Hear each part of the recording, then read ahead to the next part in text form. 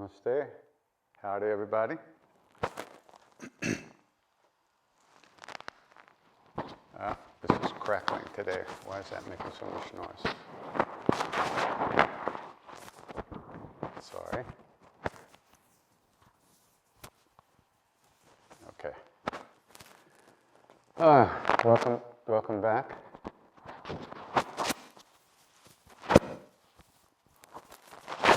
Sorry, let me turn the volume down for a second.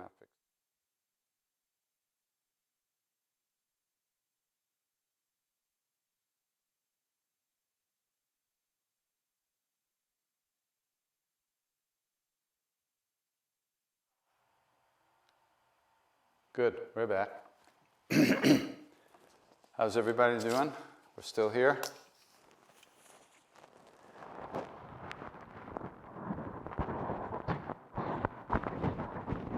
So much. Oh, I see. This is pulling. Okay. Let's see. Yeah. Okay. All right. Let's sing.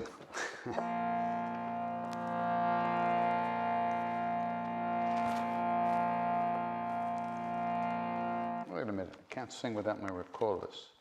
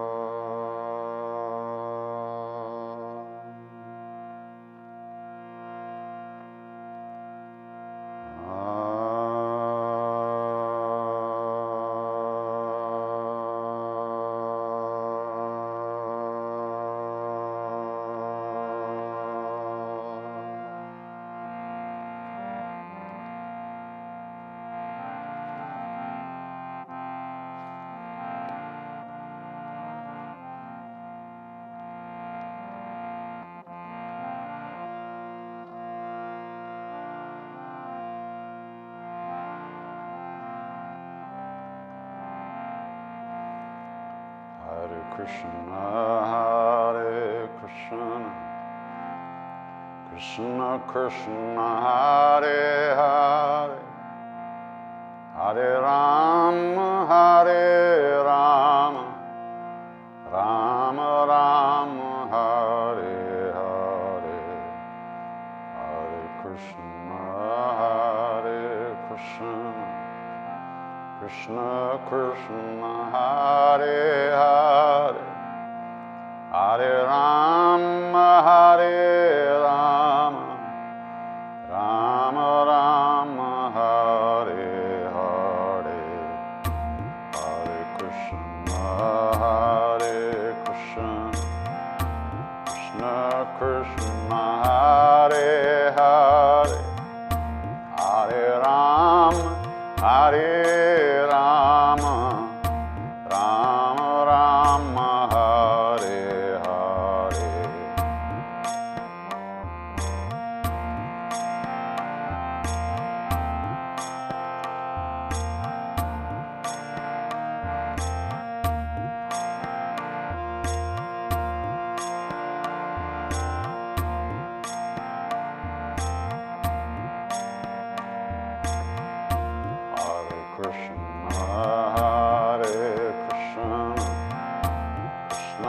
Krishna, Hare Hare, Hare Rama, Hare Rama, Rama Rama, Hare Hare.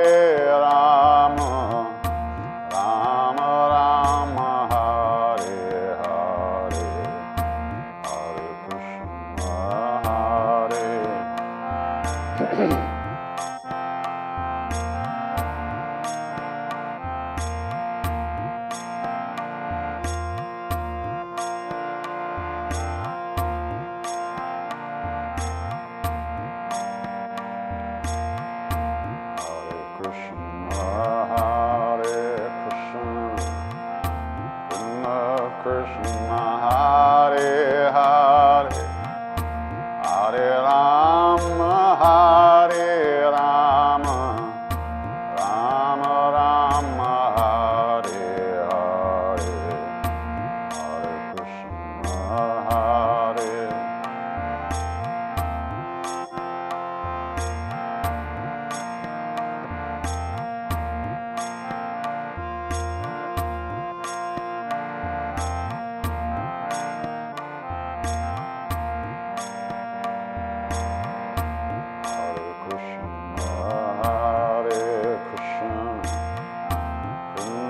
Krishna, Hare Hare, Hare Rama, Hare Rama, Rama Rama, Hare Hare, Hare Krishna, Hare.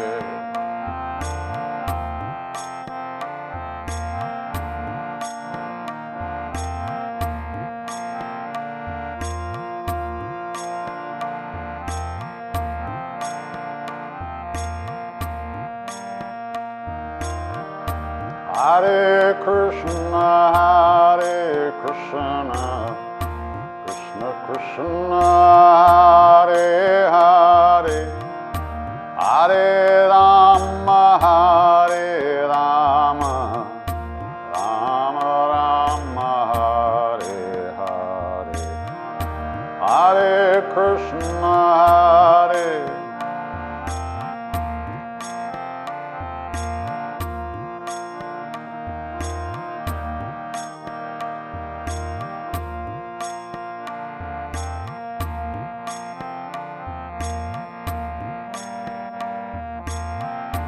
Hare Krishna, Hare Krishna, Krishna Krishna, Hare Hare, Hare Rama, Hare Rama, Rama Rama, Hare Hare, Hare Krishna, Hare Krishna.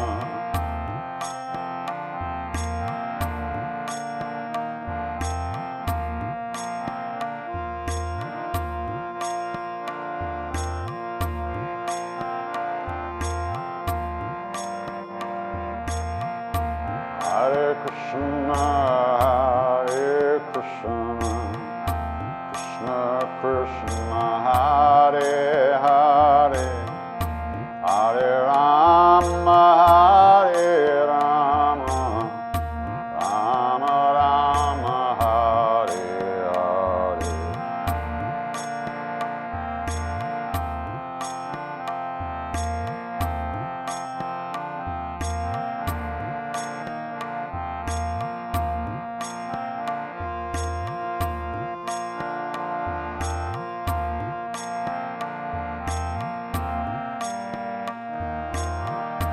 Hare Krishna, Hare Krishna, Krishna Krishna, Hare Hare, Hare Rama, Hare Rama, Rama Rama, Hare Hare.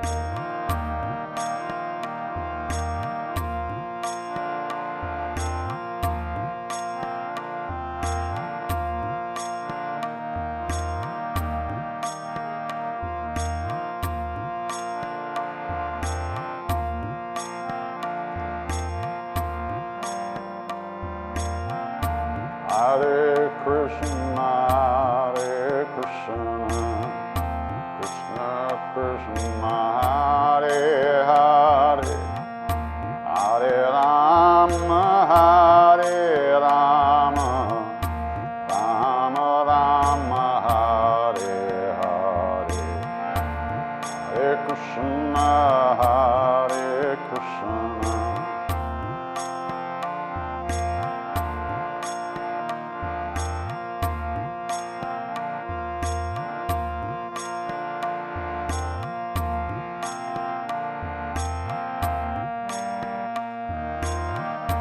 Hare Krishna, Hare Krishna, Krishna Krishna,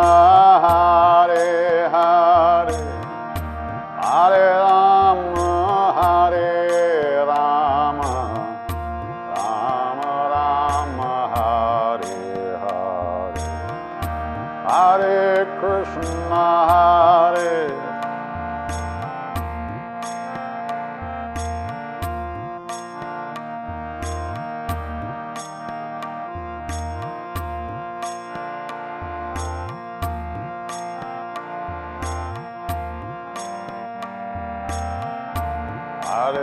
Krishna, Krishna Krishna, Hare Hare, Hare Rama, Rama Rama, Hare Hare.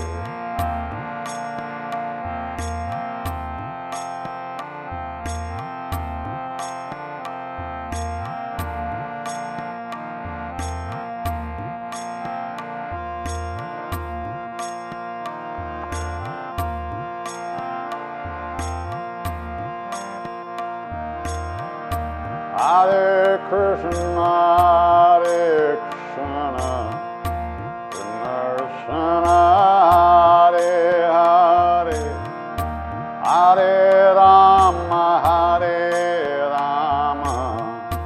Rama Rama, Hare Hare.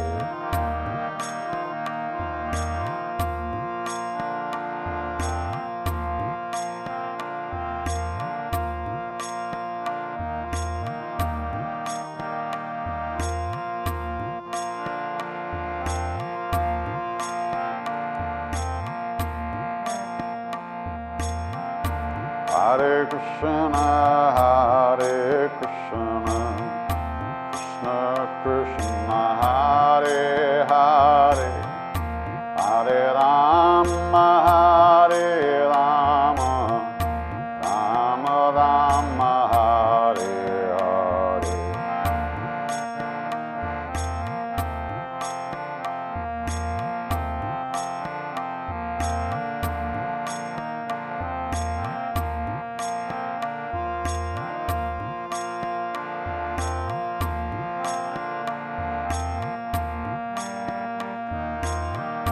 Hare Krishna, Krishna Krishna, Hare Hare, Hare Rama, Rama Rama, Hare Hare. Hare Krishna,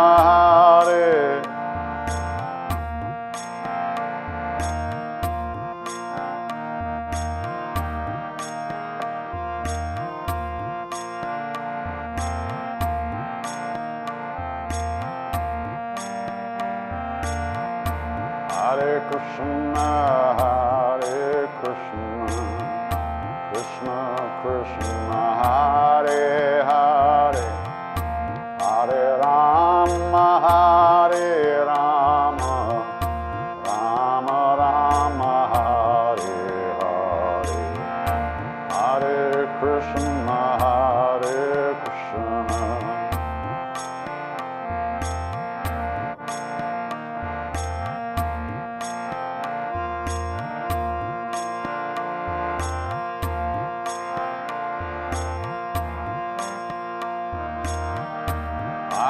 Krishna Hare Krishna, Krishna Krishna, Hare Hare, Hare Rama, Rama Rama, Hare Hare. Hare Krishna,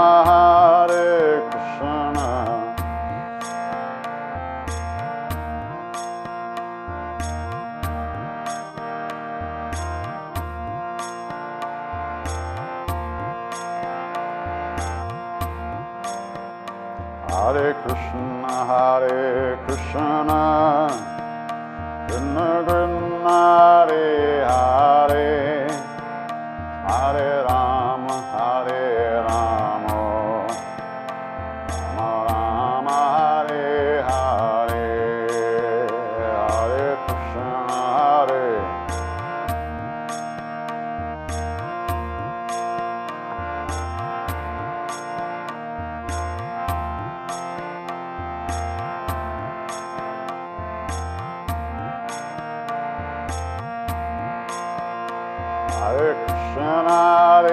Krishna, Krishna Krishna, Hare Hare, Hare Rama, Hare Rama, Rama Rama, Hare Hare, Hare Krishna, Hare Krishna,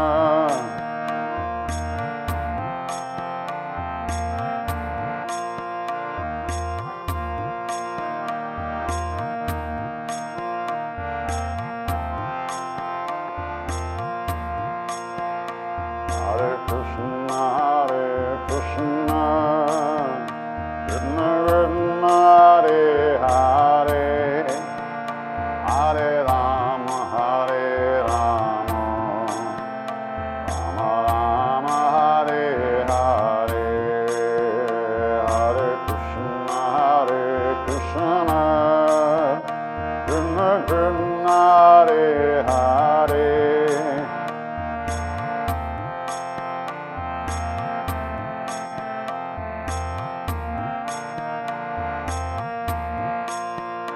Hare Krishna, Krishna Krishna, Hare Hare, Hare Rama, Hare Rama, Rama Rama, Hare Hare, Hare Krishna, Krishna.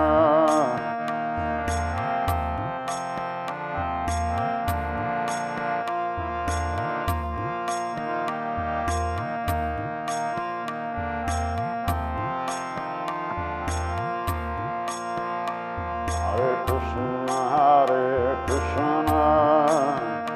Krishna Krishna, Hare Hare, Hare Rama, Hare Rama, Rama Rama, Hare Hare, Hare Krishna, Hare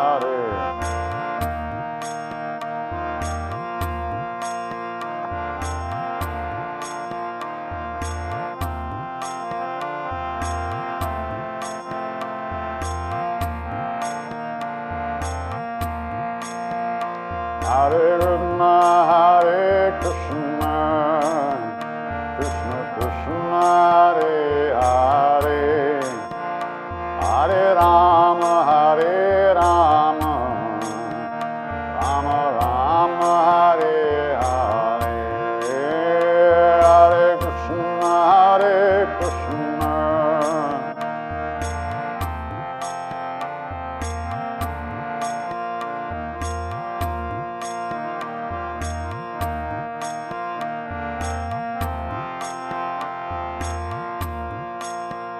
Hare Krishna, Krishna Krishna, Hare Hare, Hare Rama, Hare Rama, Rama Rama, Hare Hare,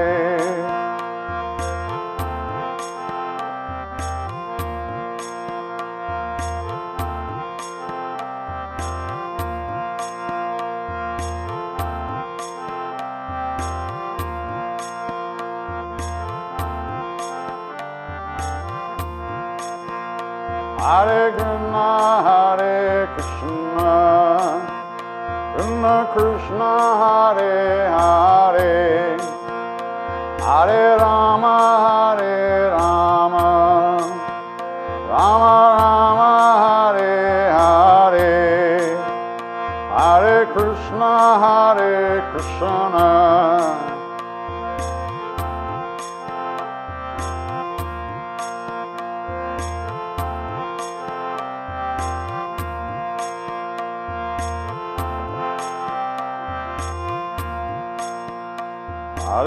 Hare Krishna, Krishna Krishna, Hare Hare, Rama Hare Rama, Rama Rama, Hare Hare. 1, 2, Hare Krishna, Krishna.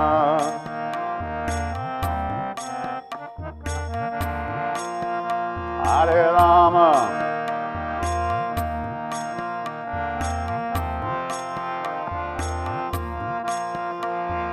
Krishna, Hare Krishna, Krishna Krishna, Hare Hare, Hare Rama, Hare Rama, Rama Rama, Hare Hare, Hare.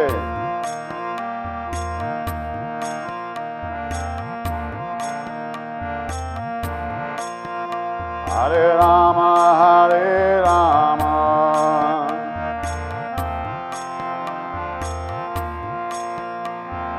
Hare Krishna, Hare Krishna, Krishna Krishna, Hare Hare, Hare Ram, Ram Ram, Hare Hare.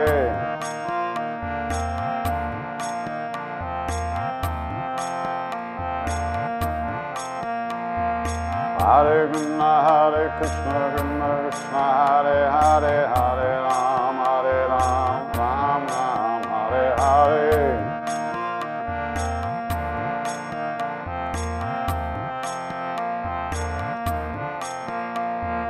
Hare Krishna, Hare Krishna, Krishna Krishna, Hare Hare, Hare Ram, Ram Ram, Hare Hare.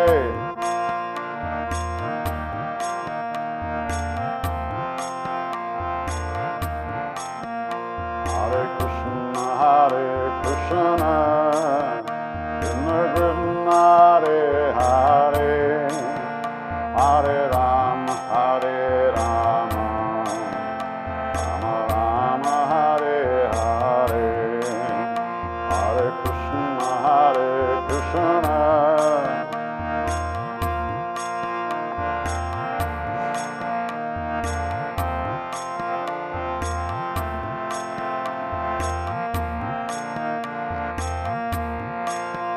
Hare Krishna, Hare Krishna, Krishna Krishna, Hare Hare, Hare Rama, Hare Rama, Rama Rama, Hare Hare, Hare Krishna, Hare.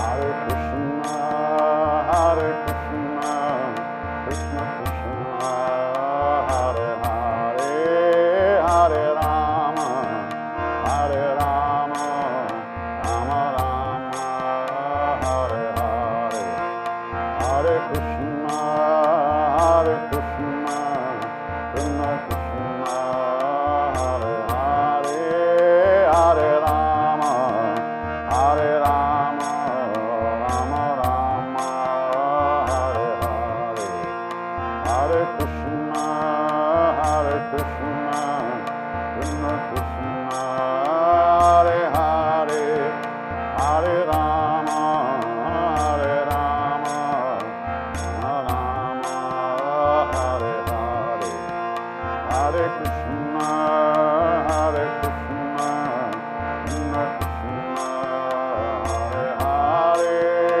Hare Rama, Hare Rama, Rama Rama, Hare Hare, Hare Krishna, Hare Krishna, Krishna Krishna, Hare Hare, Hare Rama, Hare Rama, Rama Rama, Hare Hare, Hare Krishna, Hare Krishna, Krishna Krishna, Hare Hare, Hare Rama, Hare Rama, Rama Rama, Hare Hare.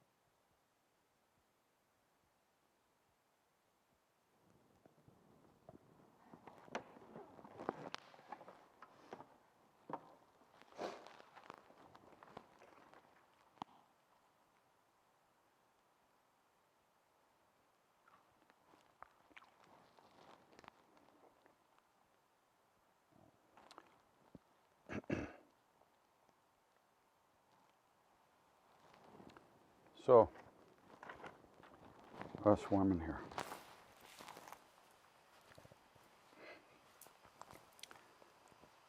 So, you know, when we add a practice to our day, it changes the way we sit in the moment. It just does. What's going on here? Noisy today. It just changes the way we sit in the moment. And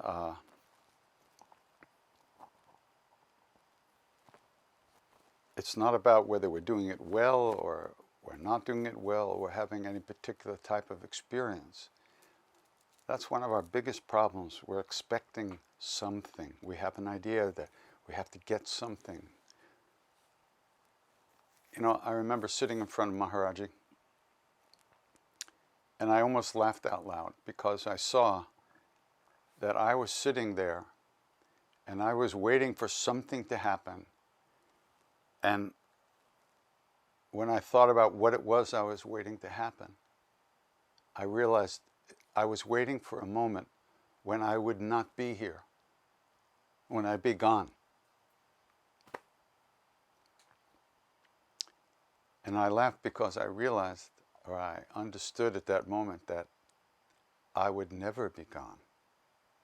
There was no time, there was no moment anywhere, ever, where I will be gone. There will come a time, I hope, when I'm not attached and identified with my thoughts and my negative emotions especially. But I'll only be more here then, more present. So this whole feeling of wanting to be gone means I wanted to be freed from my unhappiness and my crazy neurotic mind that was driving me crazy. My self-judging, my self-loathing, all the programs.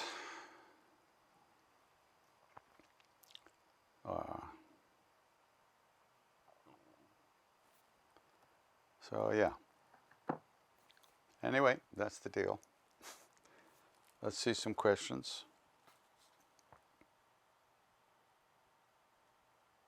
What's going on here?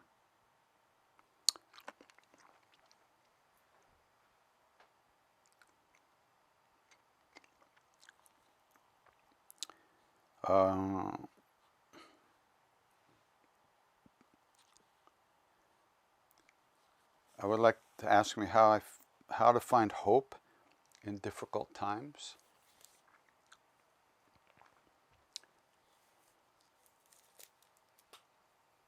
I know what you mean, but it's really not hope that you want, it's faith that you want.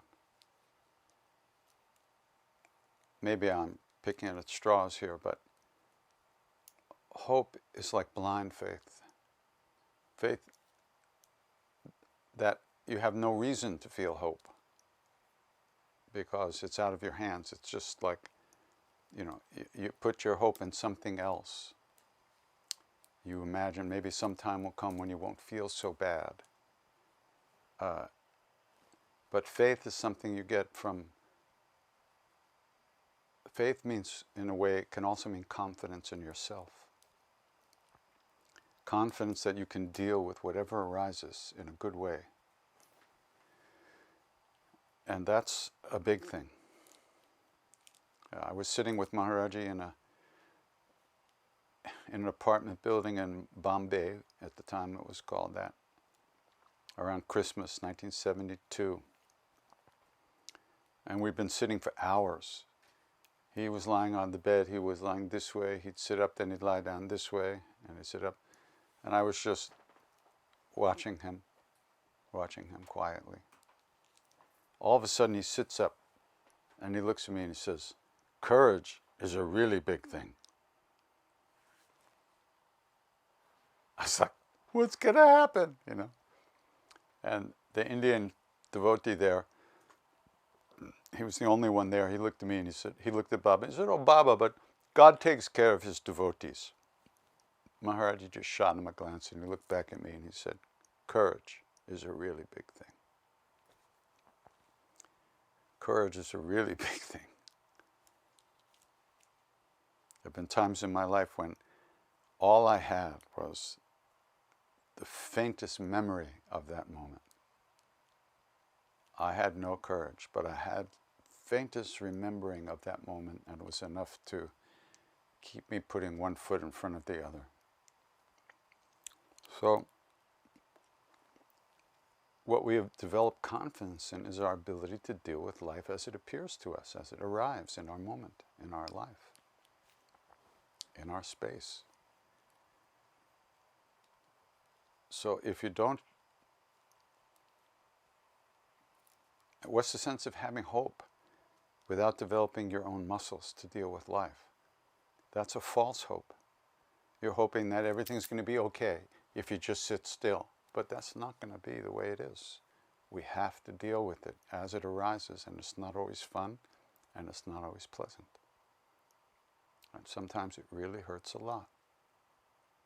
Those are the moments that if you have developed a way to sit within yourself with a certain kind of confidence from your own experience and a certain trust in yourself based on your own experiences dealing with this stuff, that's what happens. You don't get lost in blind faith or hope, but you develop real faith. Real faith, I remember when I was a kid, I was on the track team, and I used to throw the discus. And so I would sit around for hours waiting for my chance. And so I had this book on Buddhism that I found somewhere. And I remember reading in the book, I was sitting there on the field, I remember reading that Buddha said that your enlightenment is up to you. And I couldn't believe it, because when you're 17, 18, nothing is up to you. Everybody's telling you what to do. You have rules, you have regulations, you got to go to school, you got all this shit that's going on. That my enlightenment was up to me was a revelation. But all these years later, we're still working on it.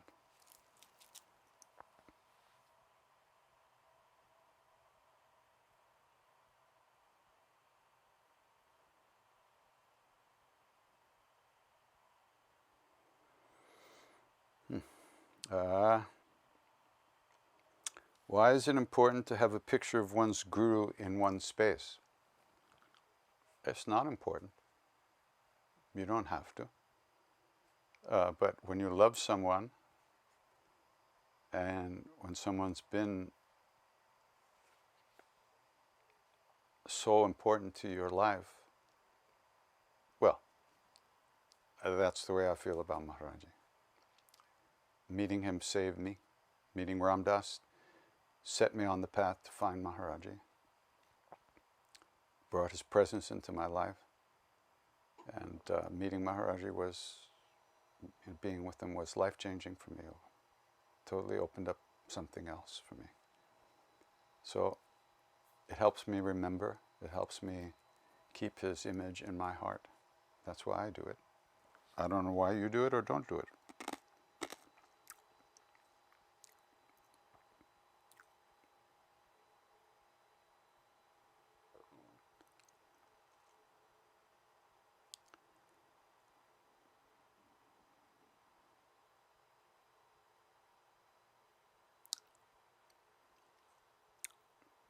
What do the teachings say about dealing with violence towards a person? Misogynistic behavior, hate, incest. I do not want to respond in kind.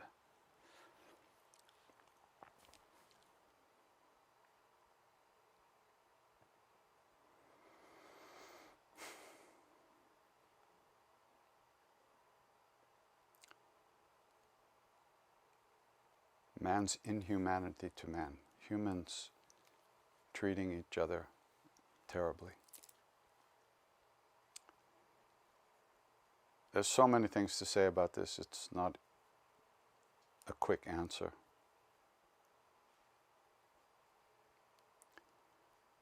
on one level, you do what you have to do to protect yourself, if it's you we're talking about. Protect yourself or a loved one from being the victim of that kind of thing. If you have been victimized that way,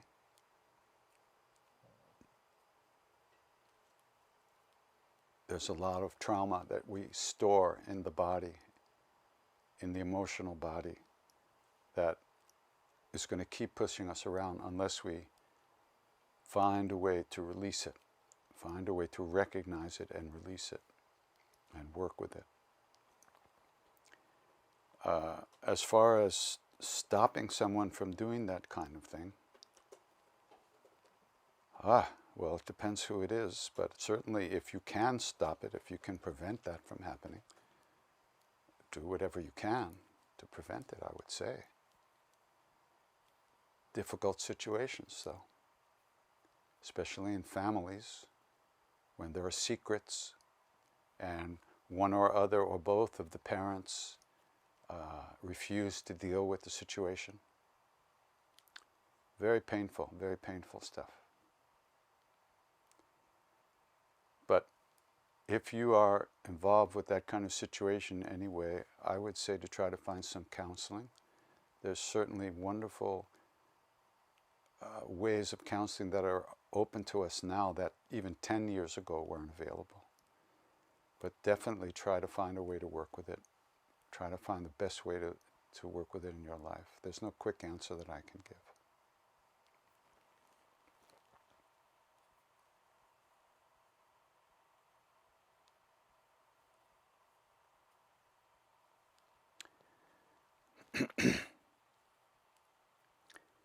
Do I have any words on corrupt guru-student relationships, like what's happening in different situations?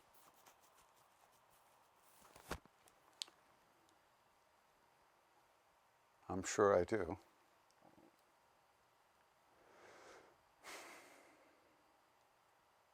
You know, it's a quality of the times. It's a quality of the times. People get some power in a situation. You know, what do they say? Absolute power corrupts absolutely. If one has any desires, the minute one gets power, one will consciously or unconsciously use that energy or that power to fulfill those desires.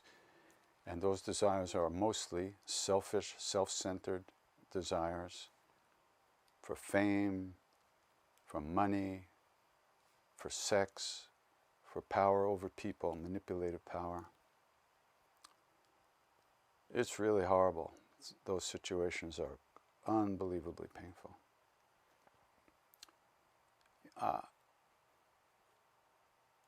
But on the other side, let's see, I was in a cult for a few years. After being with Maharaji, after he had left his body, and after I was back in America, I got involved in a situation which was essentially a cult. And the idea of a cult is that you give up your own sense of right and wrong. You give up your own feelings and your own trust in yourself, and you replace it with this person outside of yourself. And I did that for maybe 3 years, maybe even longer, until finally I had enough. I had enough. I could no longer squelch my own feelings down like I had for those years. You see, I needed something from that person. I felt bad Maharaji had left me, I thought, and I was lost in the world. I couldn't find love and affection, and this person was willing to pet me in the head and call me a good little boy and give me love and affection. But there was a price I had to pay, which was I had to give myself away. So if I didn't have that desire, I wouldn't have gotten into that situation. If I didn't have that processed emotional neediness, I wouldn't have gotten into that situation. So there's that aspect of it too. It's tricky, but you live and learn, you know? You live and learn. And life is for learning and experiencing.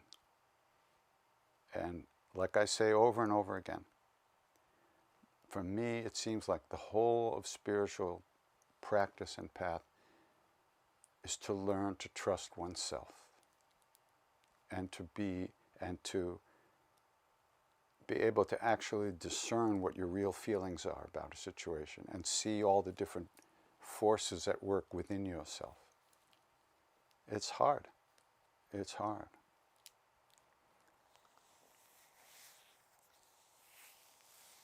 So there's a lot more that can be said about that, but ultimately it comes down to what we want and what we need and what we're willing to do and what we're willing to give away to get what we need.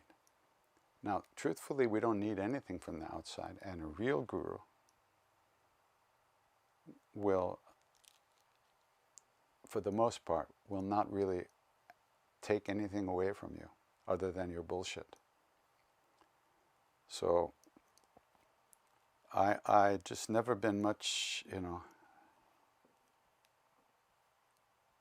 very difficult situation. Because even in a valid tradition, there are many so-called teachers who are not finished beings, and they project themselves as if they are desireless. And Westerners, for the most part, humans, for the most part, are easily led astray because of our own needs. You can bring a horse to water, but if it is not thirsty, you cannot make it drink. So we all need to take responsibility for our own actions, which we're not used to doing. We always want to blame people for this or for that or this or that. We're always blaming others. And we're very unwilling or unable to actually take responsibility for ourselves. So, I don't think there's any real damage for getting involved with a being like that. There may be a lot of pain, but one has to deal with those situations as they arise. There's a reason why we got caught in that situation. So first, let's take responsibility for ourselves, which is pretty much the only thing we can do.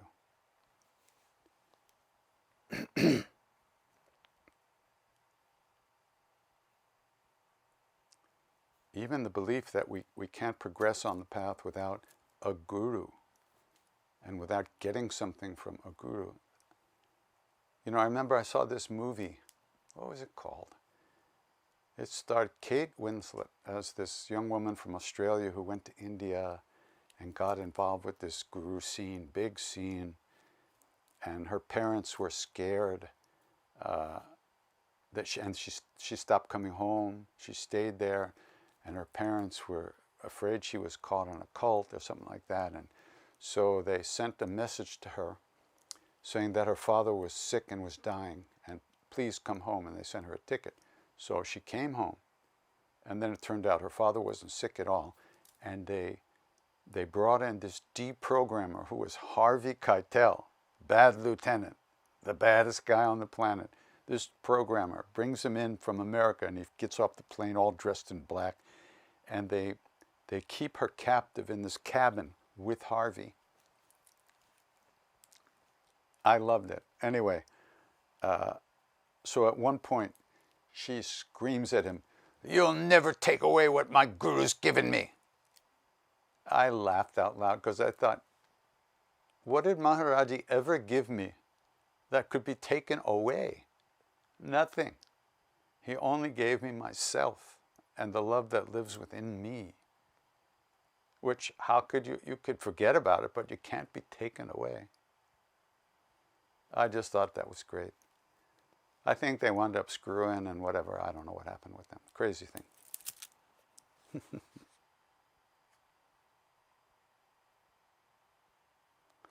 I was in a relationship with a girl, but her love ran dry. Now those thoughts come up while sadhana, doing sadhana. How to deal with that? Come back to the japa. Come back to the chant. Let go of the thoughts again and again and again.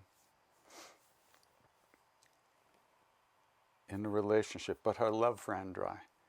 You know, I remember I was very much in love with a woman once, and many years ago, and I was telling my Indian father, Mr. Tiwari, about it, her. And I was going on and on. He was listening so very, oh yeah. When I finally finished blurting, he looks at me and says, my boy, relationships are business. Do your business, enjoy. But love is what lasts 24 hours a day, 365 days a year. I hated him. I hated him for that. It took me a long time to get over that, how angry I was at him for. But you know, what he meant was that in relationships, the way human relationships, there's give and take. You give somebody something and you get something in return. You give somebody a little pat on the head and they give you a pat on the head. You push their button, they push your button. Is that love? That could be friendship, it could be affection, it could be sense pleasures, it could be so many things. It could be comfort and kindness, everything, beautiful things. But Tiwari was saying, love is not something that comes and goes. It's not something you fall in. It's not something you fall out of. It is our true nature. Relationships come and go. These days, that's the way it is. So, you deal with it by just doing your practice and living your life. And seeing what you expected to get from that relationship. Seeing how needy you are. Noticing all those things. And the main thing is to just keep breathing. You keep breathing long enough, you'll forget about it. Guaranteed.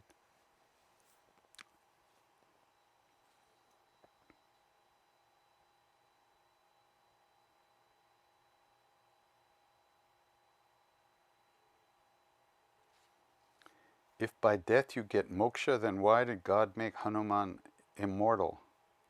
Who says you get moksha by death? All you get is another body. There's no moksha from just dying. What you take with you when you leave your body is your state of mind.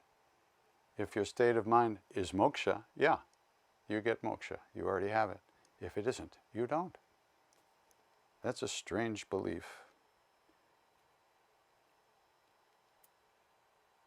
And as far as it was Sita who blessed Hanuman. No, it was Ram. He said, as long as my name is remembered in this world, Hanuman, please keep your body to help people. So that was grace, the grace of God to help us out of our suffering and our illusions.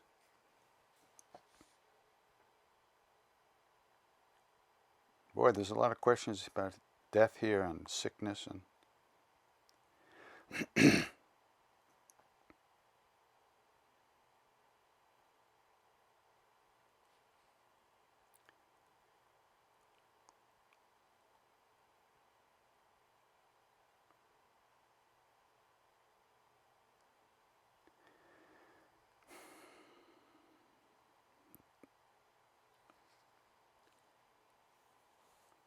my sister is near the end of stages in her physical body from battling cancer. She's in extreme physical pain. She's afraid of dying and does not want to let go. How can I help her get peace? Well, talking to her is not going to help. If anything's going to help, it'll be sitting with her, holding her in your heart, talking to her in your mind, and creating a space where if there's any part of her that's able to, she could enter into that space, or at least feel that space.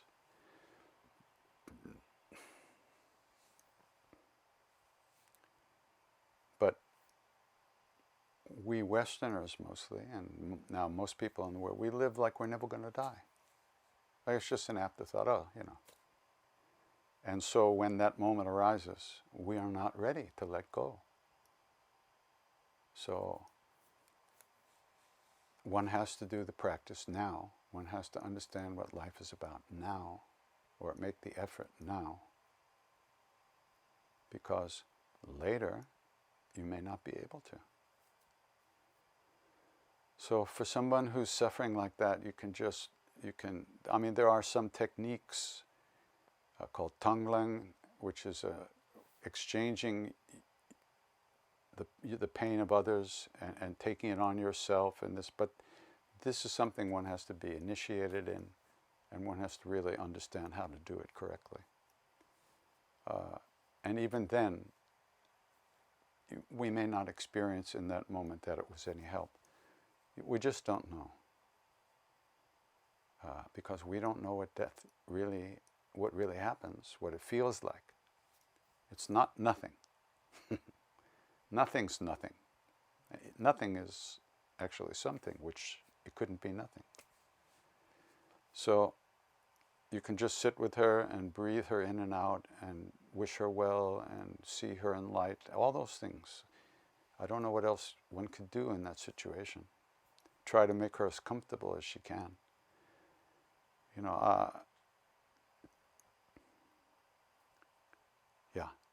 Someone once asked the Dalai Lama about painkillers when one is dying, if it was bad to take those to alleviate the pain and suffering while someone is dying.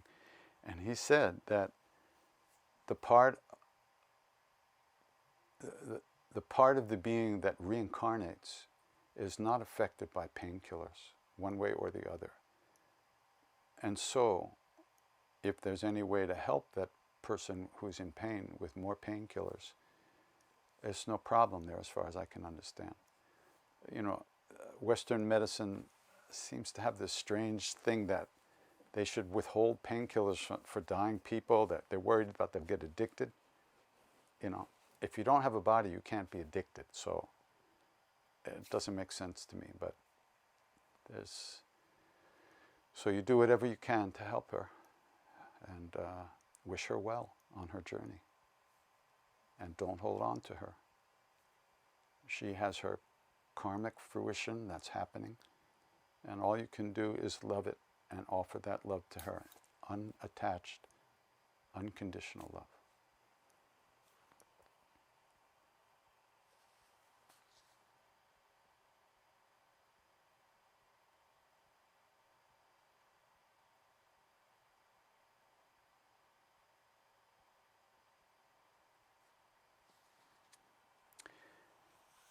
When I cry, I listen to spiritual songs, prayers, or speech. Or why I cry. Why do I cry?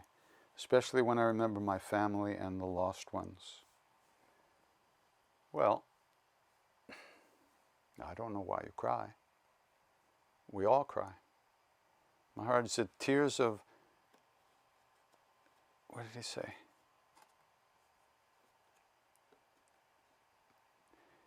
When I was going to kill myself, he said to me, the fruit of attachment is tears, and you're reaping that fruit now. The fruit of attachment is tears, and you're reaping that fruit now.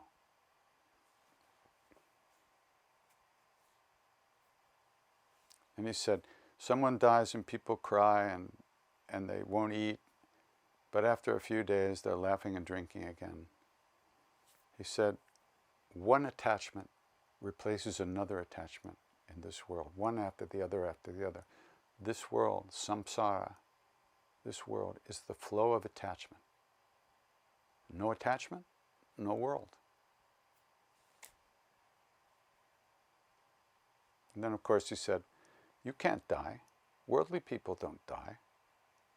Only Jesus died the real death, because he never thought of himself. What do? All we do is think about ourselves all life long. So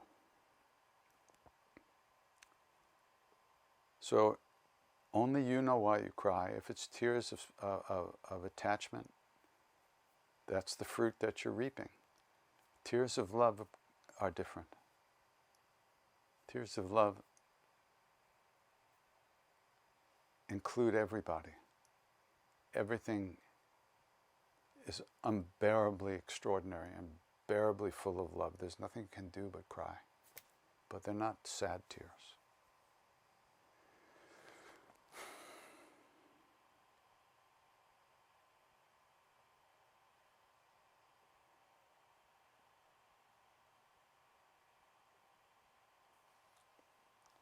So many questions about these things. Recently, I lost someone very special to me.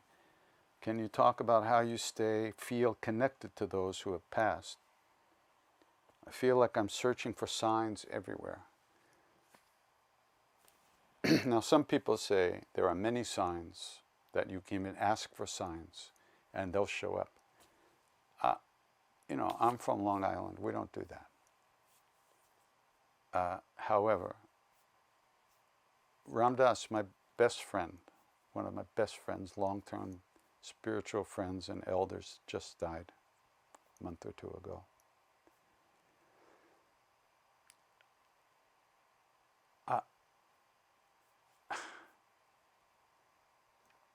He's so present.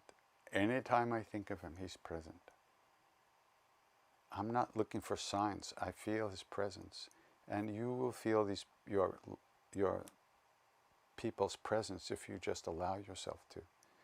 You won't be able to touch them physically, but that doesn't mean they're not here.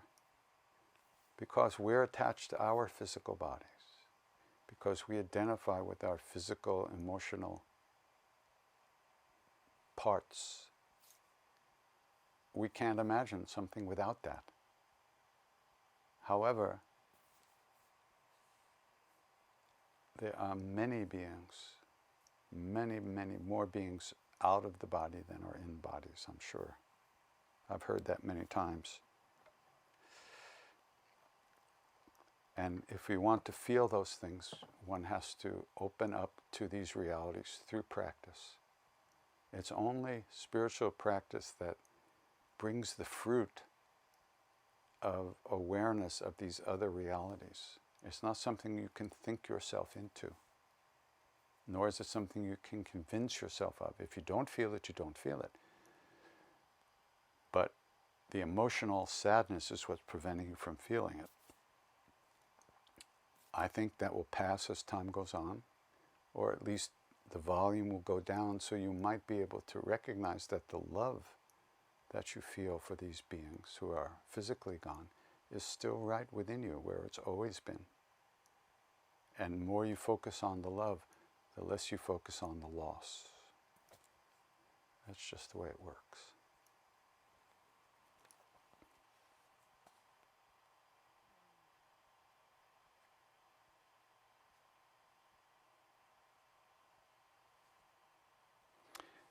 Derek, is it still beneficial to say the 100 mantras if I do not know the 4 fruits of life, the 3 worlds, the guardians of the 4 quarters, the 4 ages, the 8 powers, and the 9 treasures, and if you don't know who you are? What else are you going to do?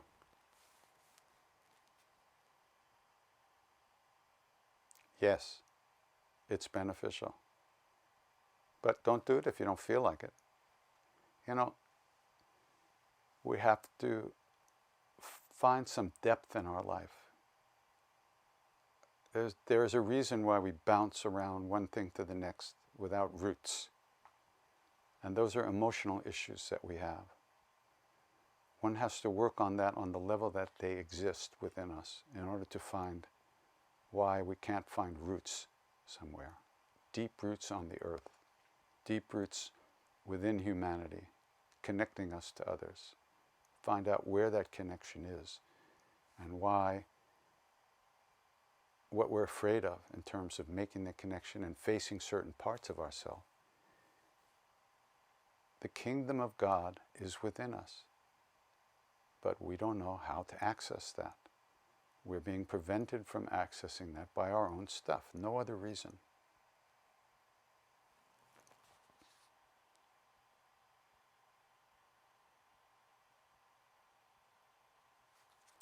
How do I balance the, how do balance your practice the need to provide financial support and comfort for your family?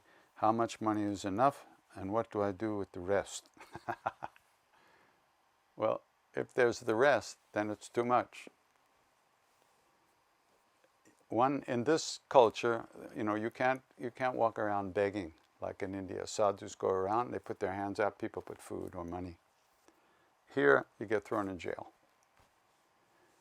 So one has to have a job somehow, some way of supporting oneself and those who are dependent on you for support.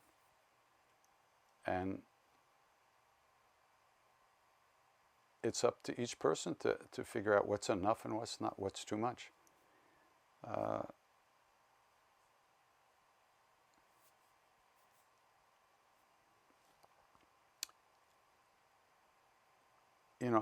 They say that, it's obvious too that people with lots of money tend to spend a lot of time working with that money, protecting that money, organizing that money, making that money more. And they don't really enjoy life that much. There's a lot of fear about losing those things. It's a generalization, I'm sure, but there is some truth to that. You see these sadhus in India, they have nothing. A couple of pieces of cloth, an asan, something to sit on, and they're happy, they're free. Not all of them, but it is possible to have absolutely nothing and be free and be happy and have every millions and billions of dollars and be totally depressed and unhappy. So it's an individual thing of how much is enough, and it's also an individual thing about who do you take responsibility for? Where's your circle of people? Is it your immediate family? Is it your extended family?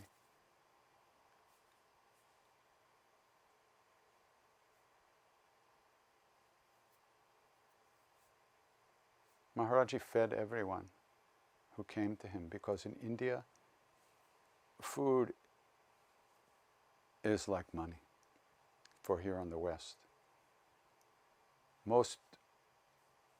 There are so many people in India and in the world who don't know where their next meal is coming from. They don't know.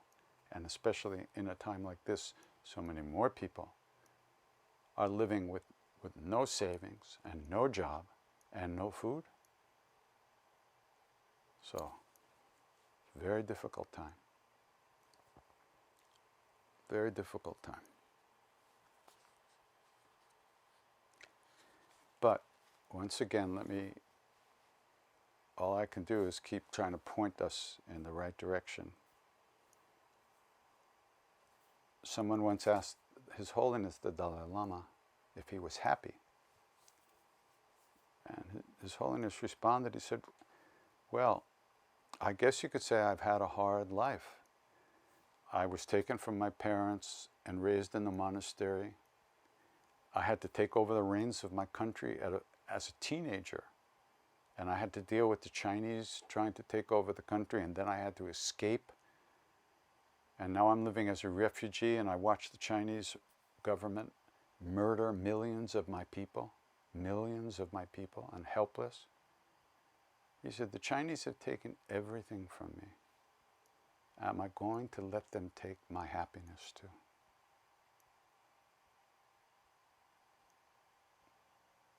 Big time, big time. What we're trying to do is develop enough presence so that we don't let what happens in the outside world destroy our hearts. We're not going to be able to push the stuff away. It happens. You can build huge walls. The walls will crash. We're going to have to find a way to deal with it within ourselves so that it does not destroy us. And that also makes us available for other people as well. So at the same time as we're developing compassion for others, we're also developing a way of remaining at ease of heart with whatever arises. This is real-time stuff. This is big-time stuff.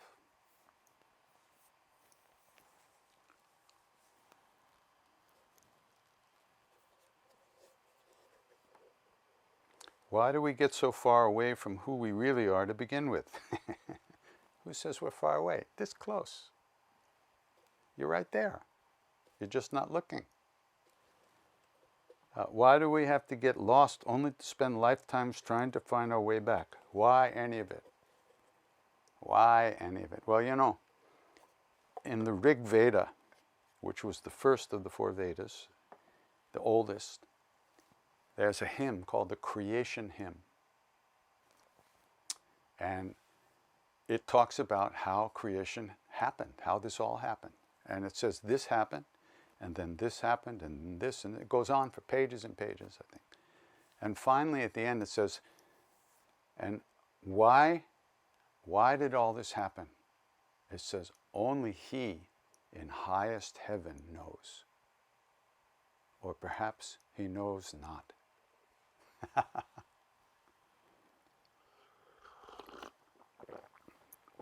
I guess you could say why is not the right question. Who cares why? If you step on a nail, you don't ask why. You want to get that nail out of your foot. Which brings up an interesting thing. So, where's my phone? I have to read you something.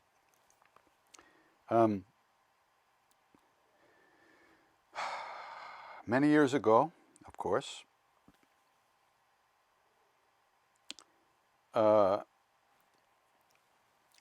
we were in Vrindavan, and every day we were going to see Maharaji at his temple. And one day, while walking in the market, I stepped in a hole, and my leg snapped like that. And my knee, when I woke up the next day, my knee was like out to here. And I could hardly put any weight on it. So I thought, well, you know, I better go to Mathura, which is the nearest town, biggest, and go to the hospital and see a doctor, because this is bad. But I thought, well, if I do that, you know, I won't be able to see Maharaji later, so let me better go to the temple and tell him that I'm going to go to Mathura to see the doctor.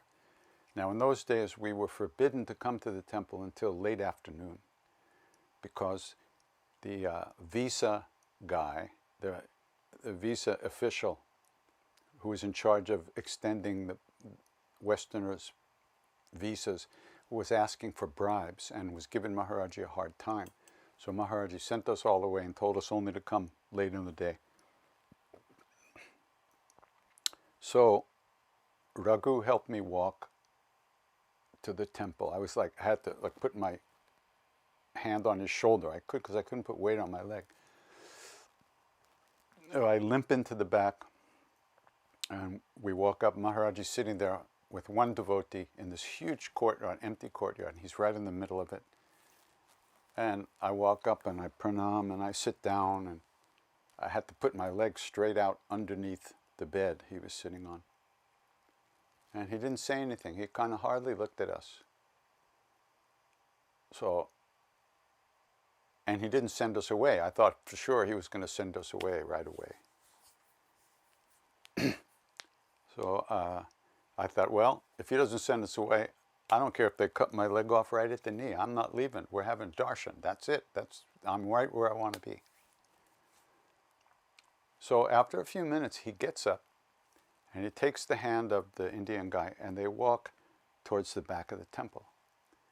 And the further he got away, further away he got from where we were sitting, he started leaning on the guy, and leaning on the guy like this, and like it was like he couldn't walk. He was just and I had this thought, oh my God, he's taking on the karma of my knee.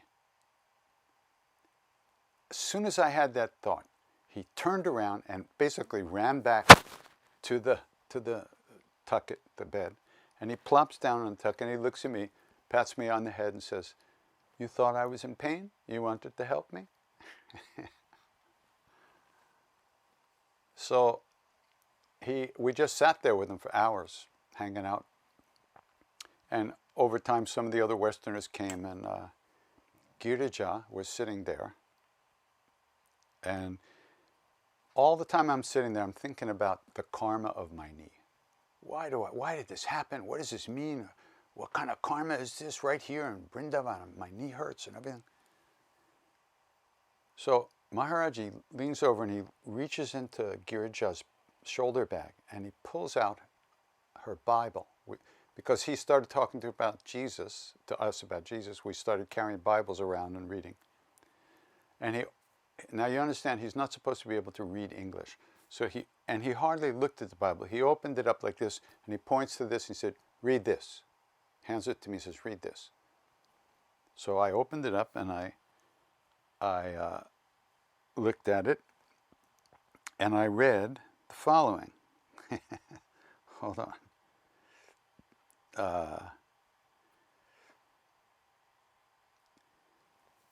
It was given to me, it was from St. Paul, Corinthians, and it said, "It was given to me a thorn in the side,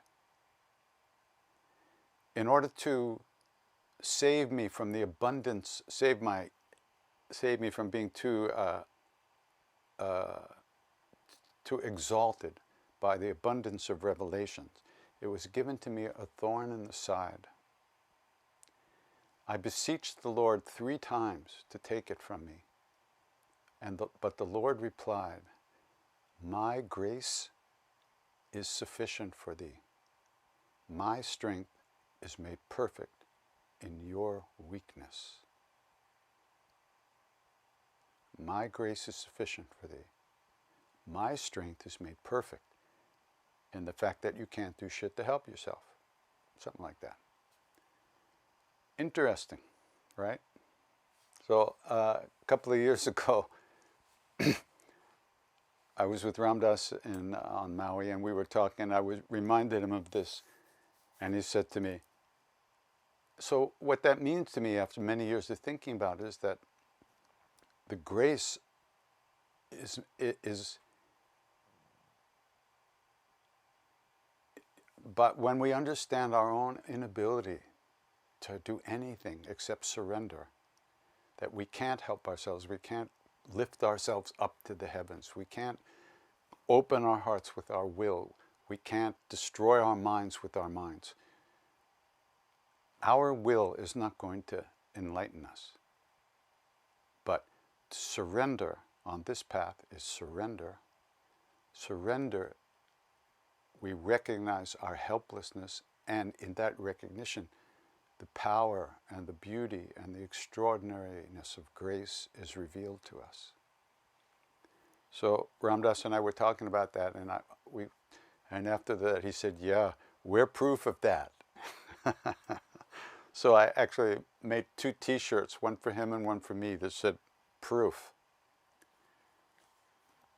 So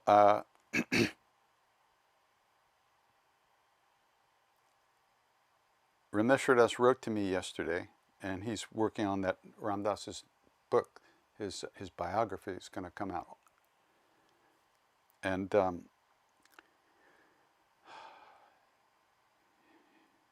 because he heard me, I think I said something about this last Thursday. So he said, "What are the details of that story?" So I wrote to him and told him the details. He had gotten an email from Parvati, who was there with us at the time. And she said, "I opened my old India journal for the first time in a long time, and this is the first thing in it. I can't remember where I got it from." And this is Ramdas talking. He said, "I now accept that His grace is sufficient for me. I need nothing more. Though I have no powers, no great visions or astral contacts, no super energy which frees me from sleep, nor am I yet purged of all worldly desires, yet His grace is sufficient. For I am coming to know the power of love. My strength is made perfect in your weakness. I am coming to suspect that I have been seeking and expecting the wrong sign, and that who we are to become, we already are. But the humbleness of the sign of the Spirit leads us to overlook it. I think in my Western desire mind, I have wanted great powers to heal and impress those who are impressed by power, that the Spirit exists to impress myself. But as faith grows, I come to see that power attracts power, but love attracts love. And I'm blessed enough to transcend the need for power. Then I shall become love and know only love in all whom I meet. That is heaven on earth. That is the true teaching. I'm going to put this up somewhere on the website soon so you can read that. I don't know when Ram Dass wrote that, but it's so beautiful.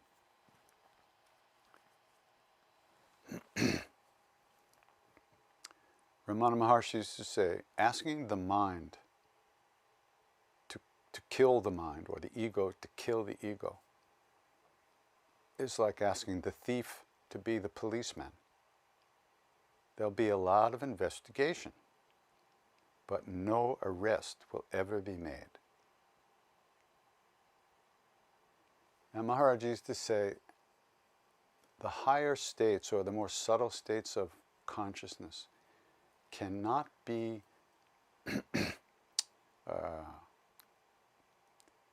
entered through the use of your personal will, that they will arise within us as we are ready. This is what Siddhima told me.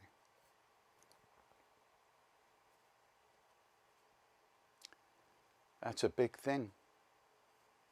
So one time I asked Ma, I said, Ma, so then is it all grace, or is personal effort needed? This is the famous question, grace or effort? And she looked at me and said, Krishna Das, it's all grace, but you have to act like it isn't. Like that? It's all grace, but we have to act like it isn't, which means it's raining everywhere, but if we want to drink, we have to cup our hands. We have to cup our hands and catch the drops.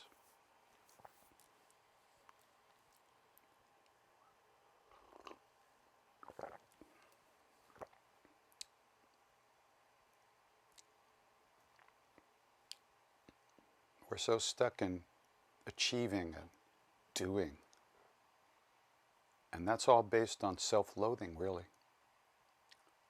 Wanting to fill up that place inside of us that is not loved and doesn't know love. Won't let ourselves love or be loved. And it goes on all day long. All day long.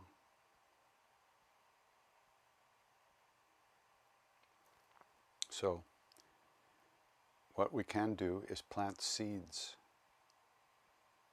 Seeds that will bring the fruit that we want. Those seeds, for me, is the repetition of the names.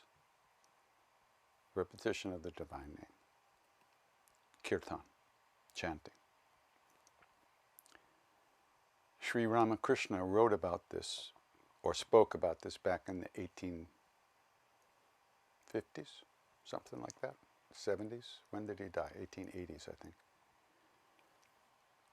He said every repetition of one of these names is a seed.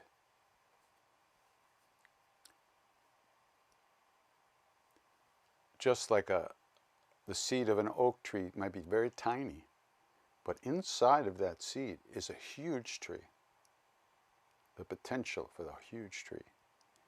So he said, just so with the repetition of the name, it has within it potentiality, potency, and strength.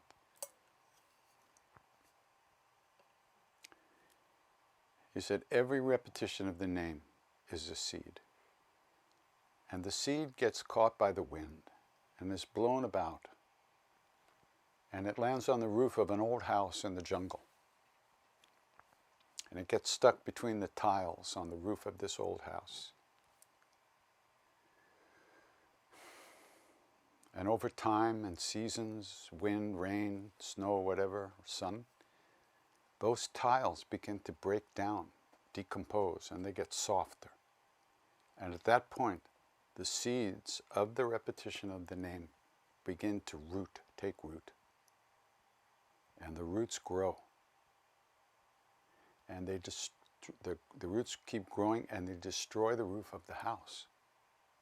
And they keep growing and they destroy the walls of the house. Ramakrishna said, that house is who we think we are. When we no longer think we are open to,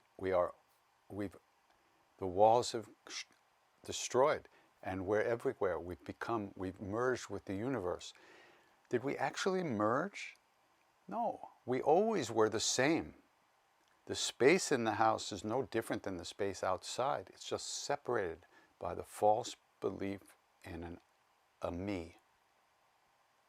All those thoughts, me, me, me, me, me, me, me, me, me. That's the walls of the house. So through the repetition of the name, this house, this old house, is destroyed. And we recognize the whole universe.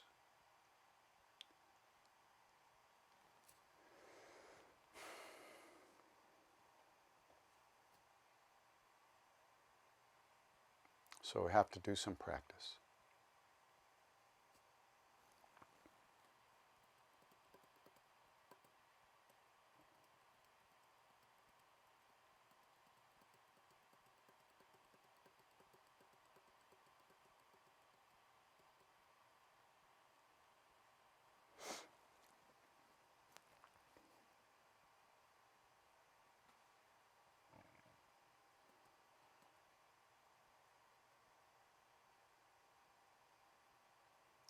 Gospel of Ramakrishna was one of the first books I read this life about spiritual stuff. I read it before Autobiography of a Yogi.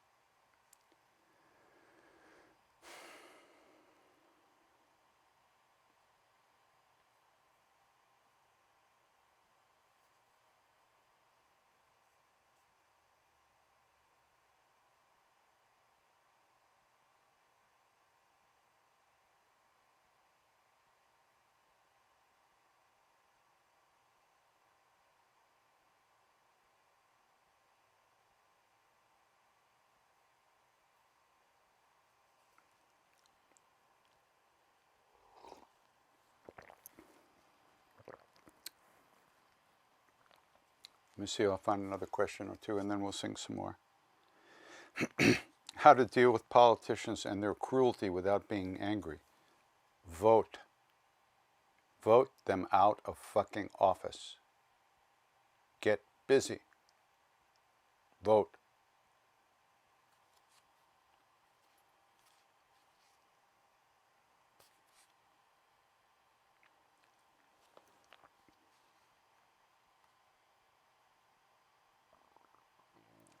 Which author of a Gospel of Ramakrishna? Only one author. It was written by,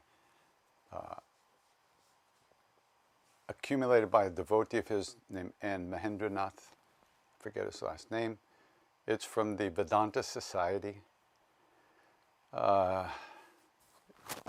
there's only one book called that, Gospel of Sri Ramakrishna, by the Vedanta, published by the Vedanta Society.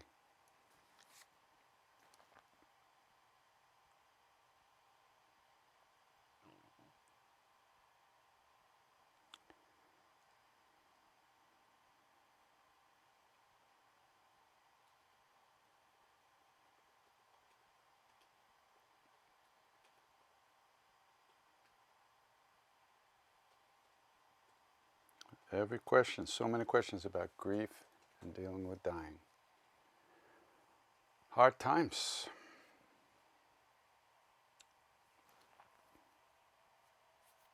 Hard times.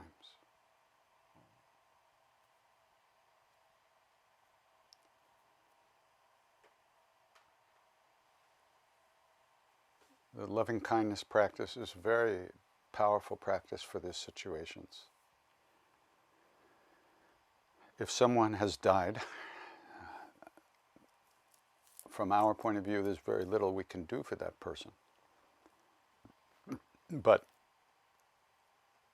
they say that our feelings regarding that person, especially if we've been close to them, have an influence on them and actually cause them suffering if we're grieving. Because from their point of view, once they're released from the physical body that we know,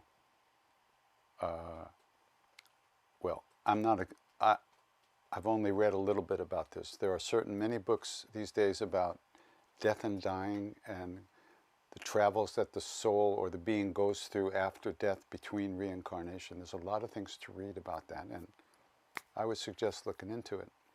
But from one point of view, they really haven't gone anywhere. They've just left the body. And because we identify with the body and we don't see them, we think they're gone. But that's our situation. And our situation is not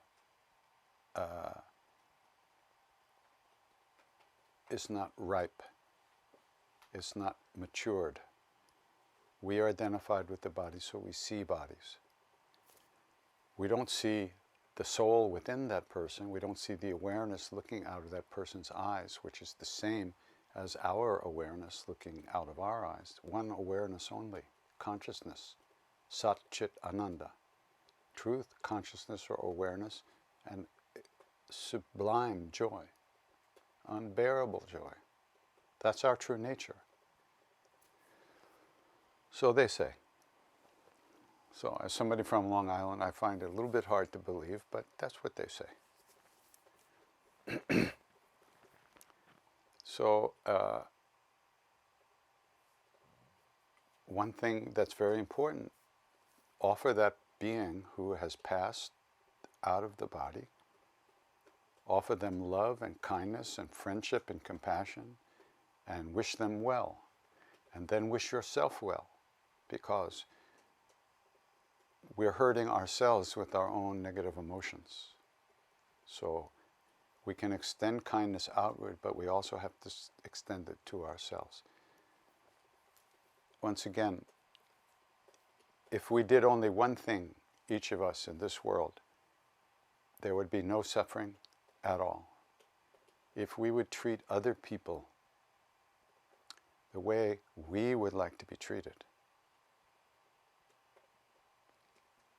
End of story, no problem. One more little wrinkle on that is if we would do unto ourselves the way we would like other people to do unto us, we would feel much better also. So it's kind of two things, but they're not different.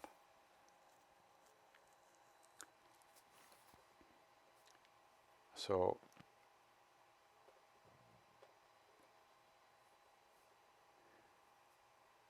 you can't push grief away, you can only release it. It will pass as time goes on, and it can soften your heart. It can soften your heart so that you let the universe in there. And we find a way to live with these things without it destroying us, which is why I told that story about His Holiness.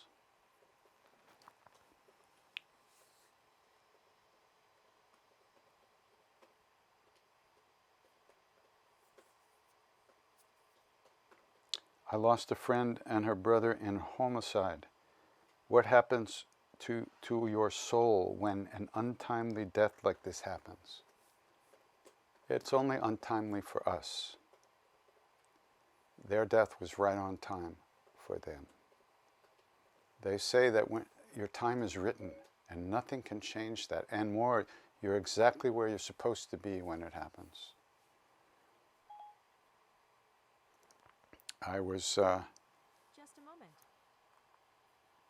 I was very upset when my friend Shamdas died in an accident in Goa.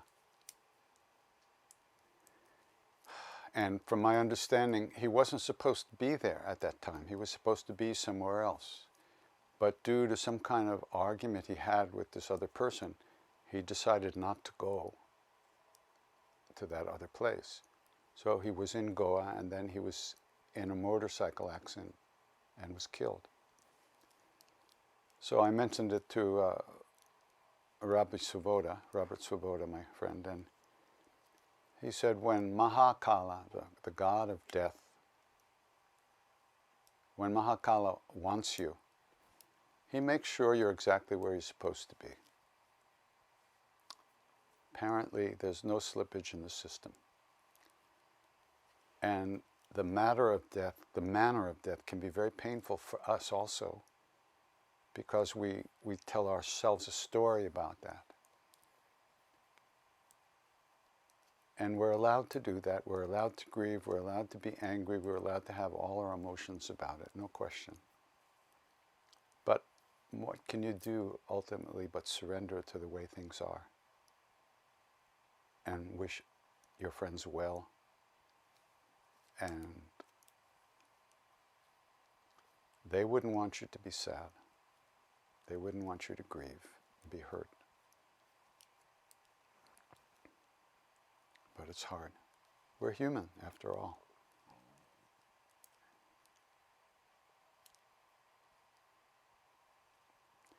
I've lost, see even how I speak. I haven't lost anybody, but in the last 2 years, almost all of my elders, my spiritual elders, are gone now from the physical plane. It's like Muhammad Ali hitting you so fast you can't get out of the way. Boom, boom, boom, boom, boom. So many of the beings that I look to for the bottom line, for love and affection and support on this path, have left the body. So in 1989, I was at the Kumbh Mela in Allahabad, at Prayag, which is where the Ganga and the Yamuna and the invisible river from the heaven worlds, the Saraswati, all meet. And it's called Tribeni, the three rivers meeting. And every 4 years there's a Mela. Every 12 years there's every 3 years there's a Mela. Every 12 years there's a Kumbh Mela. And every 12 years, every 144 years, there's a Mahakumbh.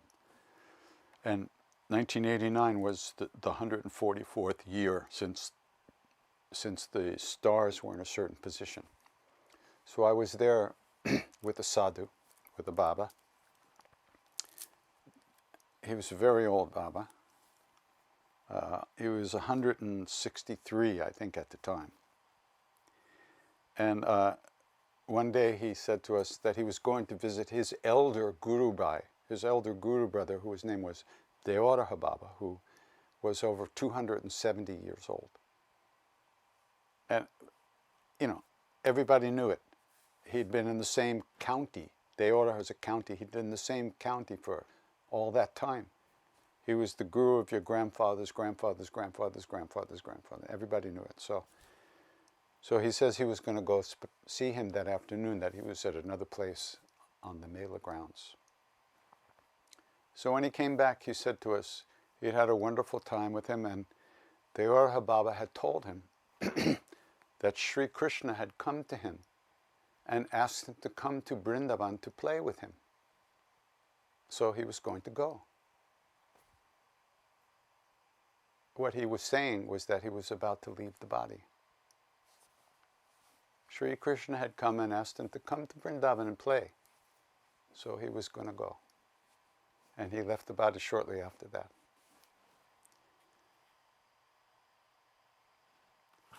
It just depends how we live in this world. Are we going to allow our one life programming to destroy our peace of heart? Are we going to cry every time we stub our toe? I do.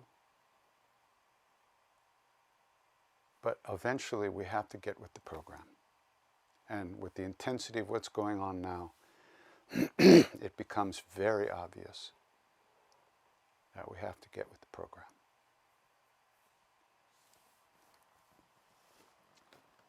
So,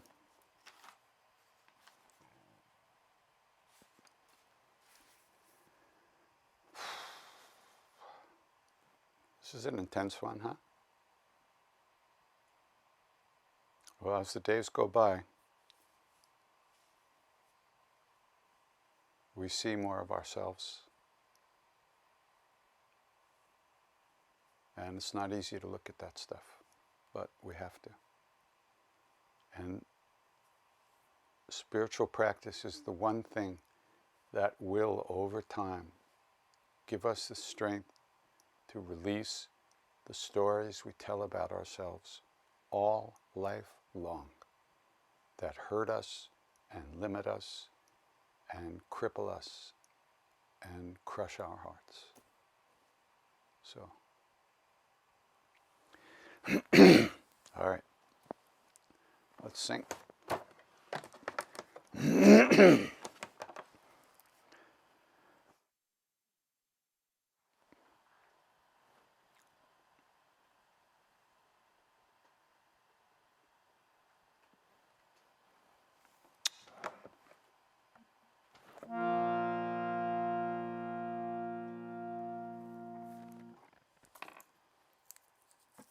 So thanks for coming again tonight. And I think not this Saturday, but a week from Saturday, we're having our chai and chat again, right? Yes. Not this Saturday, but in about 10 days, next Saturday. And then I'll see you here next Thursday as well.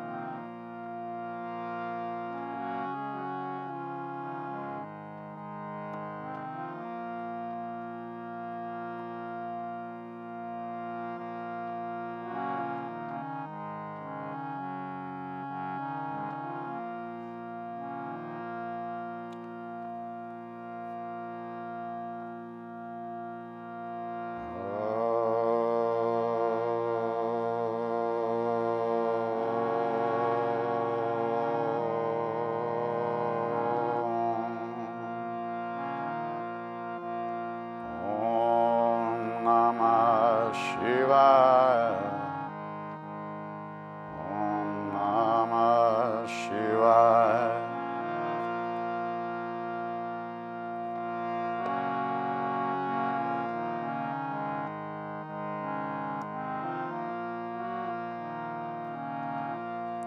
Om Namah Shivaya.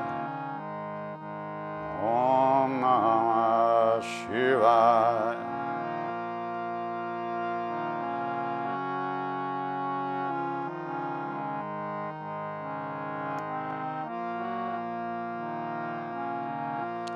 Shivaya Namaha. Shivaya Namaha. Shivaya Namaha. Shivaya Namaha. Shivaya Namaha. Shivaya Namaha.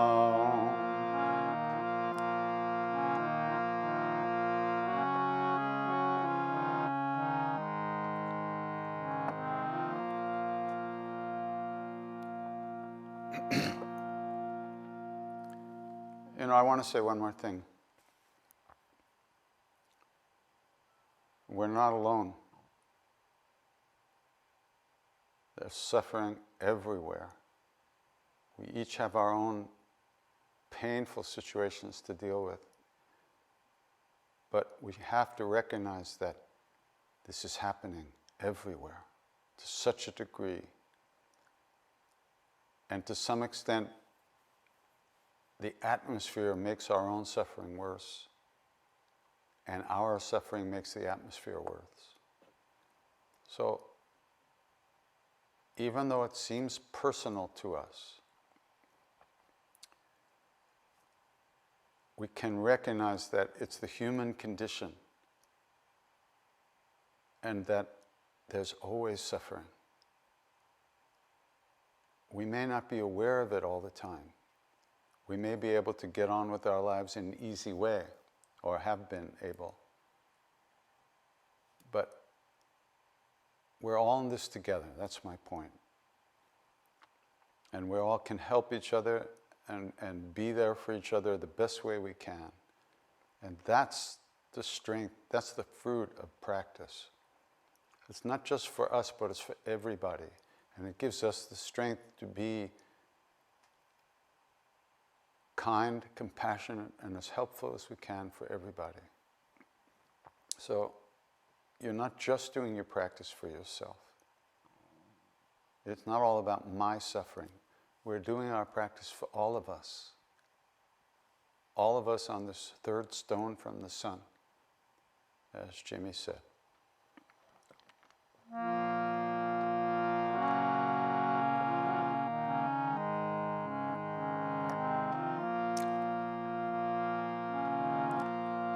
Shivaya Namaha. Shivaya Namaha.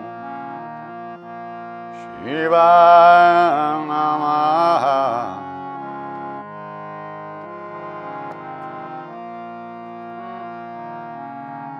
Shivaya Namaha. Shivaya Namaha.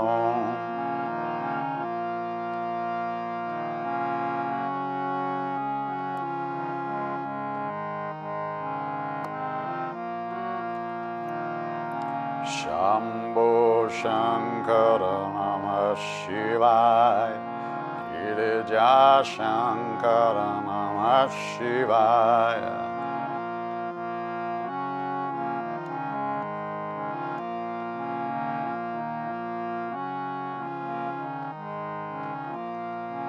Shambho Shankara Namah Shivaya. Girija Shankara Namah Shivaya.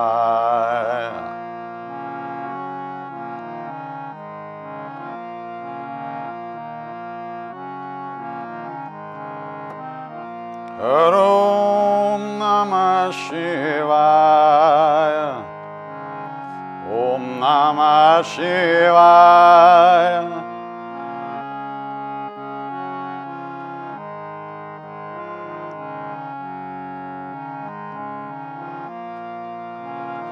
Om Namah Shivaya.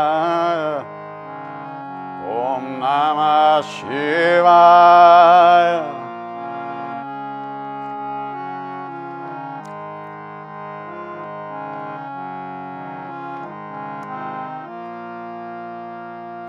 Shambho Shankara Namah Shivaya. Girija Shankara Namah Shivaya.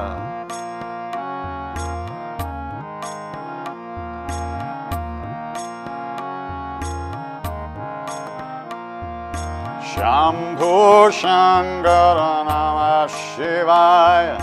Girija Shankara Namah Shivaya.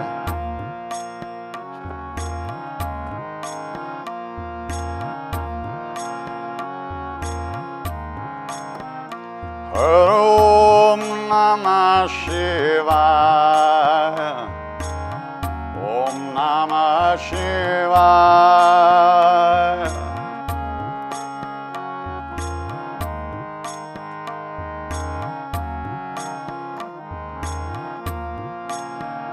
Om Namah Shivaya. Om Namah Shivaya.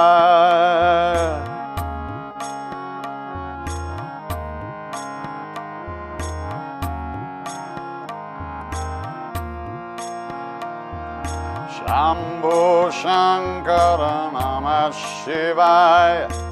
Girija Shankara Namah Shivaya.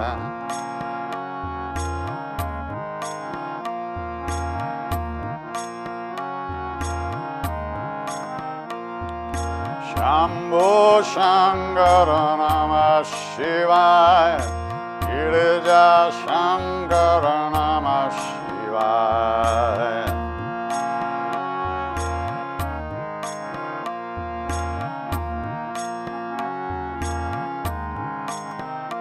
Om Namah Shivaya. Om Namah Shivaya.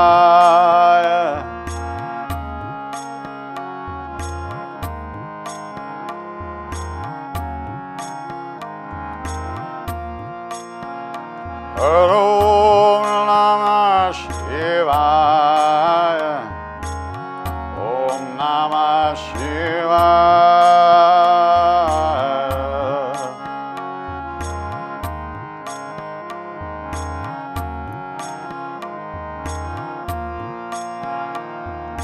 Shambho Shankara Namah Shivaya.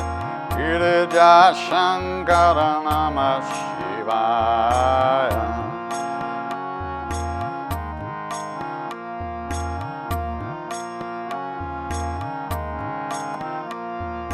Shambho Shankara Namah Shivaya. Girija Shankara Namah Shivaya.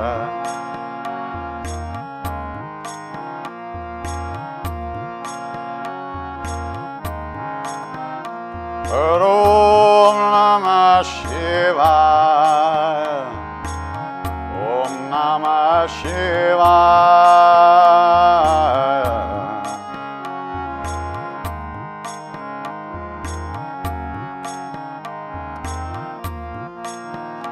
Om Namah Shivaya.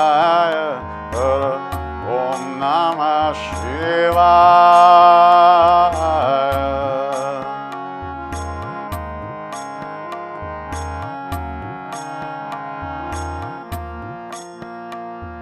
Shambho Shankara Namah Shivaya. Girija Shankara Namah Shivaya.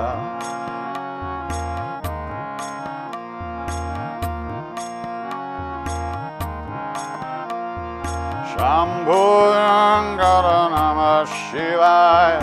Girija Shankara Namah Shivaya.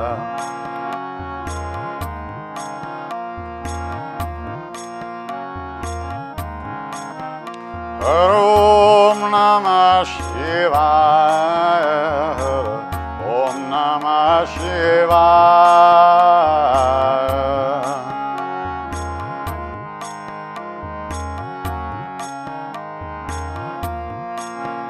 Om Namah Shivaya.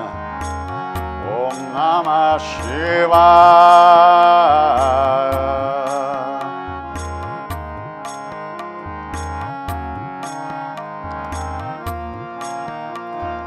Shambhu Shankara Namah Shivaya. Girija Shankara Namah Shivaya.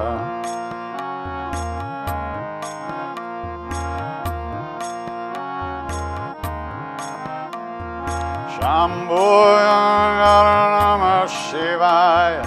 Girija Shankara Namah Shivaya.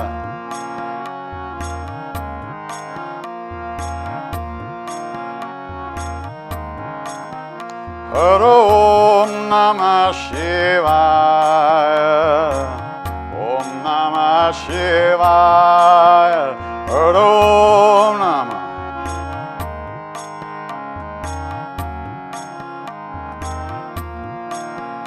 Om Namah Shivaya.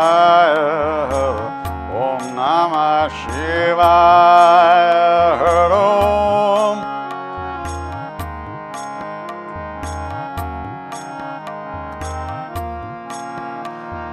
Shambhu Shankara Namah Shivaya.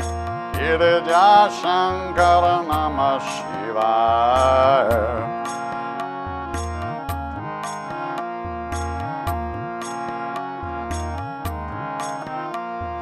Shambhu Shankara Namah Shivaya. Girija Shankara Namah Shivaya.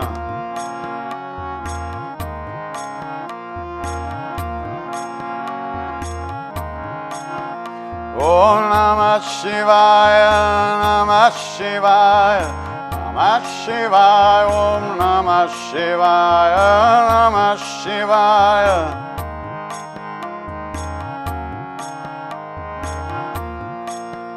Om Namah Shivaya, Namah Shivaya, Namah Shivaya, Om Namah Shivaya, Namah Shivaya, Namah.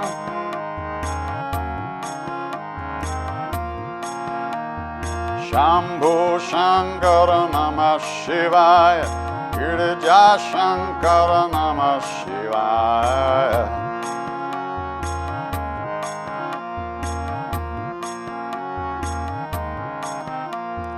Shambhu Shankara Namah Shivaya.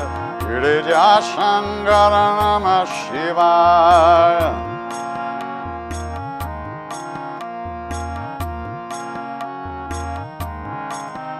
Om Namah Shivaya. Om Namah Shivaya.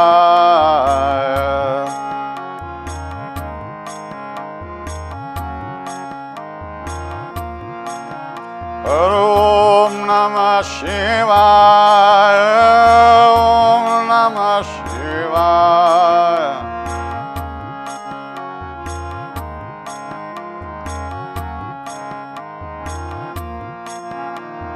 Shambhu Shankara Namah Shivaya.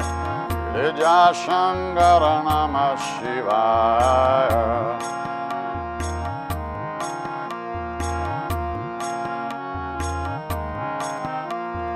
Shambhu Shankara Namah Shivaya. Girija Shankara Namah Shivaya.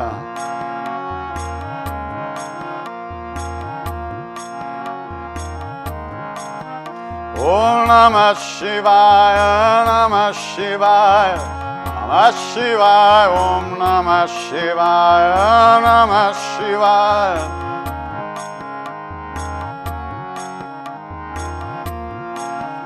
Om Namah Shivaya, Namah Shivaya, Namah Shivaya, Om Namah Shivaya, Namah Shivaya.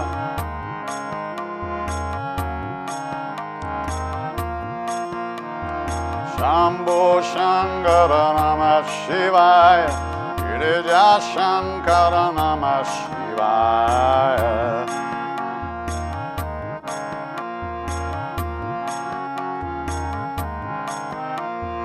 Shambho Shankara Namah Shivaya. Girija Shankara Namah Shivaya.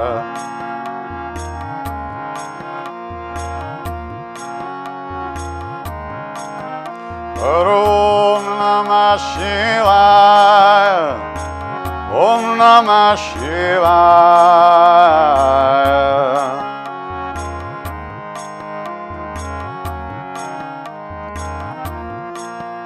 Om Namah Shivaya.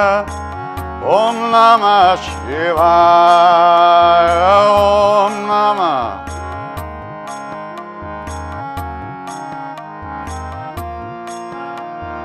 Shambho Shankara Namah Shivaya. Girija Shankara Namah Shivaya.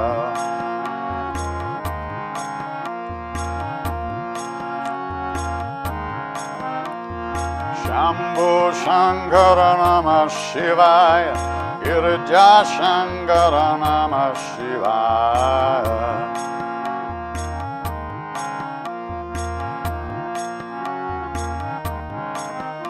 Om Namah Shivaya. Om Namah Shivaya.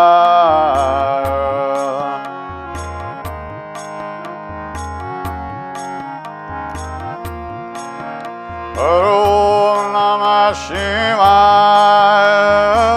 Om Namah Shivaya.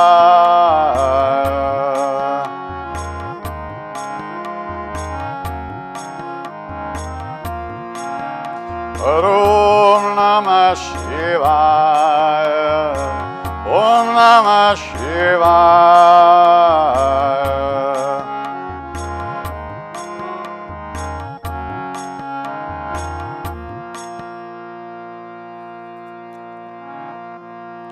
Shivaya Namaha. Shivaya Namaha. Shivaya Namaha. Shivaya Namaha.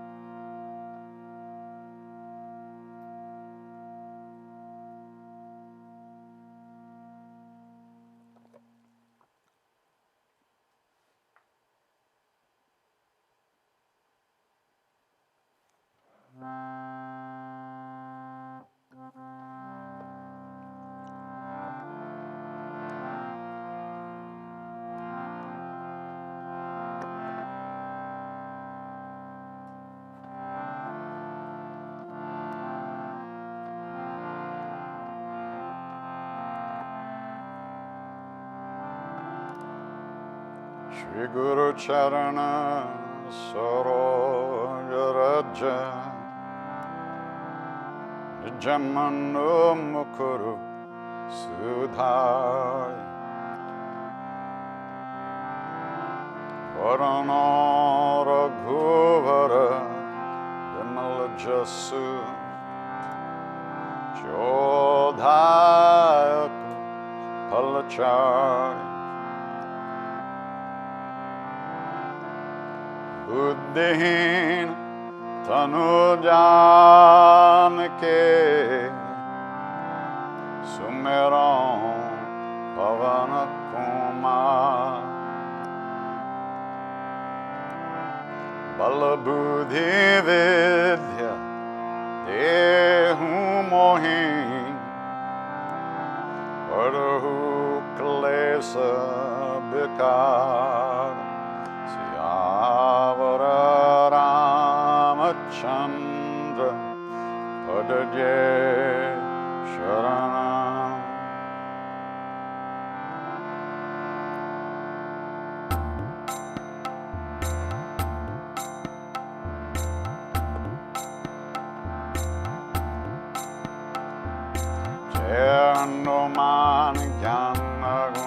साज, check piece तिहूं लोक उजाड़। रामदूत तुलित बलधाम, अंजनी पुत्र पवन सुत नाम। महावीर विक्रम बजरंगी, कुमति निवार सुमति के संग।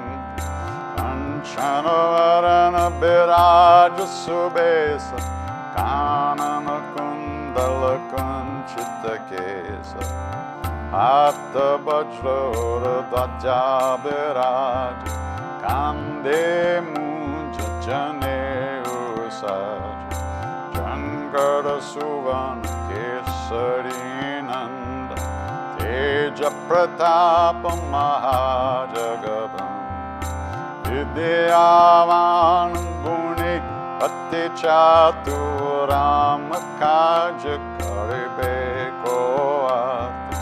प्रभु चरित्र सुनिबे को रसिया, राम लखन सीता मन बसिया। सूक्ष्म रूप धरि सिया हिंदकाव, विकट रूप धरि लंक जराव। भीम रूप धरि असुर संहार, रामचंद्र के काज संवार। लाए संजीवन कन जियाय, श्री रघुवीर हर्षि लाय। रघुपति कीन्ही बहुत बड़ाई, तुम मम प्रिय भरताय समभाय। सहस बदन तुमरो जस गावै, अस कहि श्रीपति कंठ लगावै। सनकादिक ब्रह्मादि मुनीस, नारद शारद सहित अहिस। यम कुबेर दिगपाल जहांते, कभी कोविद खाए सके कहांते। तुम उपकार सुग्रीवाय कीन्हा, राम मिलाय राजपद दीन। तुमरो मंत्र विभीषण मान, लंकेश्वर भय सब जग जान। युग सहस्र जोजन पर बान, लील्यो ताहि मधुर पल जान।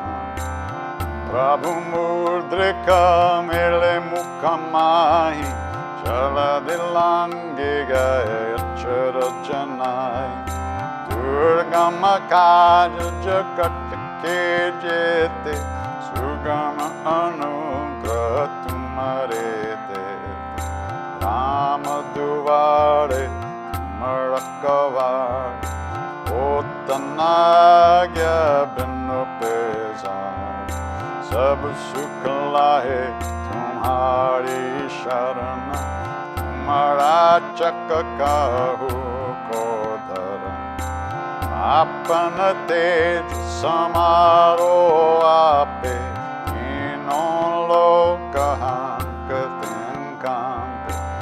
भूत पिशाच निकट नहीं आवे, महावीर जप नाम सुनावे। नासे रोग हरे सब पीर, जपत निरंतर हनुमत बीर। संकट ते हनुमान छुड़ावे, मन क्रम बचन ध्यान जो लावे। सब पर राम तपस्वी राजा, इनके काज सकल तुम साजा। और मनोरथ जो कोई लावे, सोए अमित जीवन पल पावे। चारों युग प्रताप तुम्हारा, है प्रसिद्ध जगत उजियार। साधु संत के तुम रखवारे, असुर निकंदन राम दुलारे। Ashta siddhino nidhikedata asavaradina janki mata ramarasaya tumare pasa sadharaho raghupati ke dasa tumare bhajana rama ko pave janam janam ke dukha bisara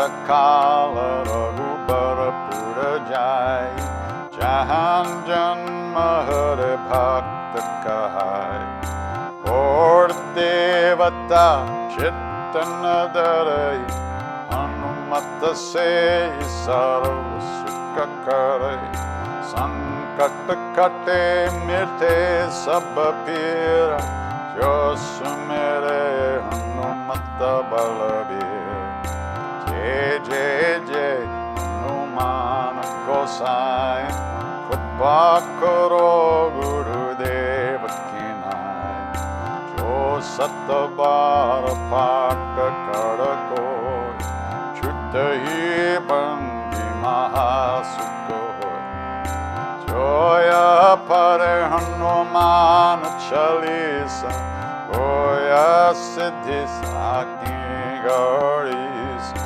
Tulasidas Sada Harichera Kije Nata Hridaya Mandir Pavanatanaya Sankata Harana Mangala Murti Rup Siyaram Rama Lakshmana Sita Sahita Hridaya Pasau Surabhupa Siyavara Ramachandra Paraje Sharanam Mangala Murti Marutananda Sakala Amangala Mulanikanda Mangala Murti Marutananda Sakala Amangala Mulanikanda Ram Jai Ram Jai Jai Ram Shri Ram Jai Ram Jai Jai Ram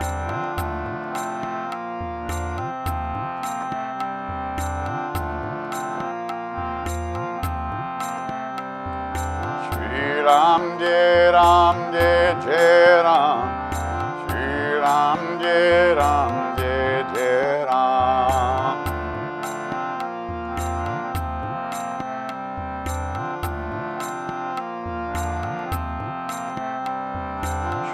Ram Jai Ram Jai Jai Ram Shri Ram Jai Ram Jai Jai Ram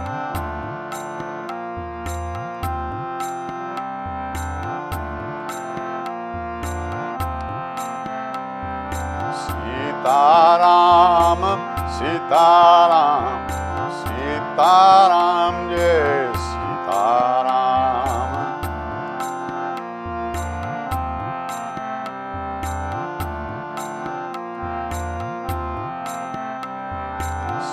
Sitaram, Sitaram, Sitaram, Jai Sitaram.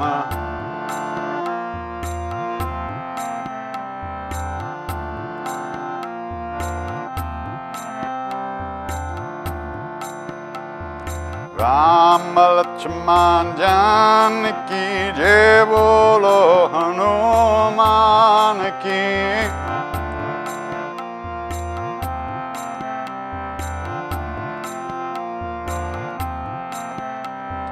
Ram Lakshman Janaki Jai Bolo Hanuman Ki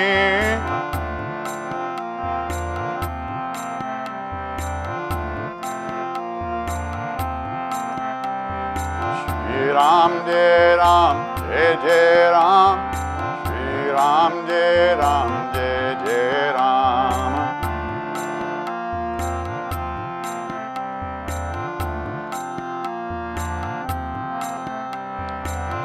Ram Jai Ram Jai Jai Ram Shri Ram Jai Ram Jai Jai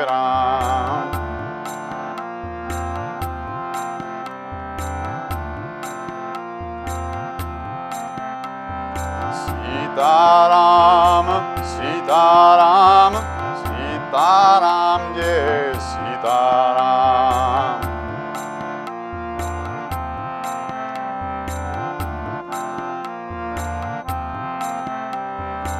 Sitaram, Sitaram, Sitaram, Jai Sitaram.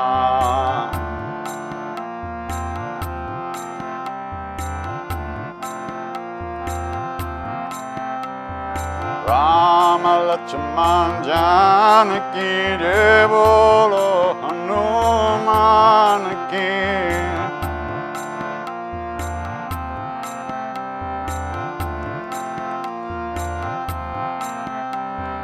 Rama Lakshman Janaki Jai Bolo Hanuman ki.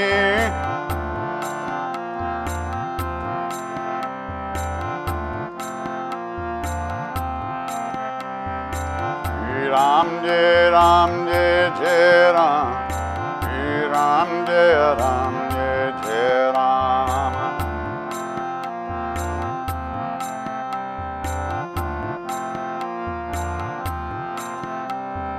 Shri Ram Jai Ram Jai Jai Ram, Shri Ram Jai Ram Jai Jai Ram.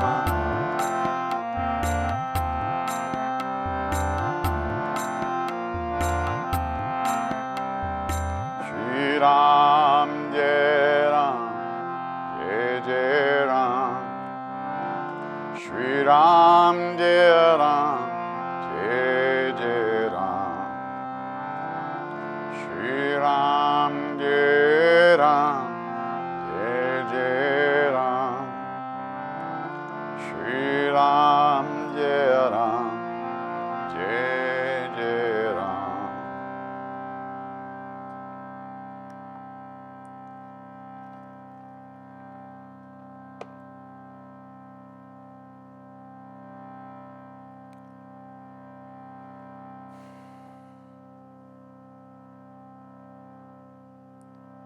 If we know anything about a path at all, if we know that there might be a way to live in this world in a good way,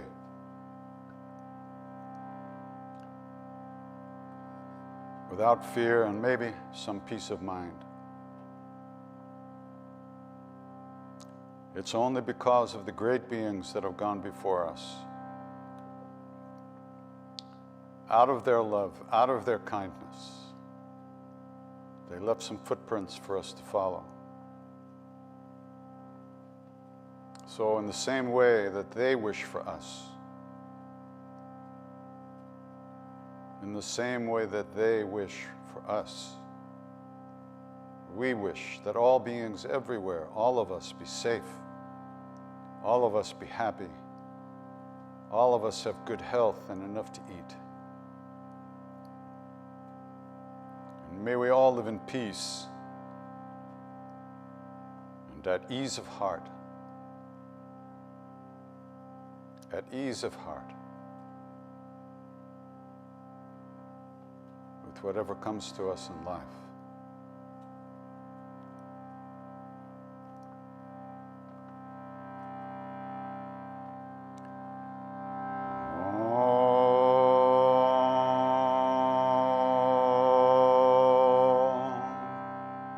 Shanti, Shanti, Shanti.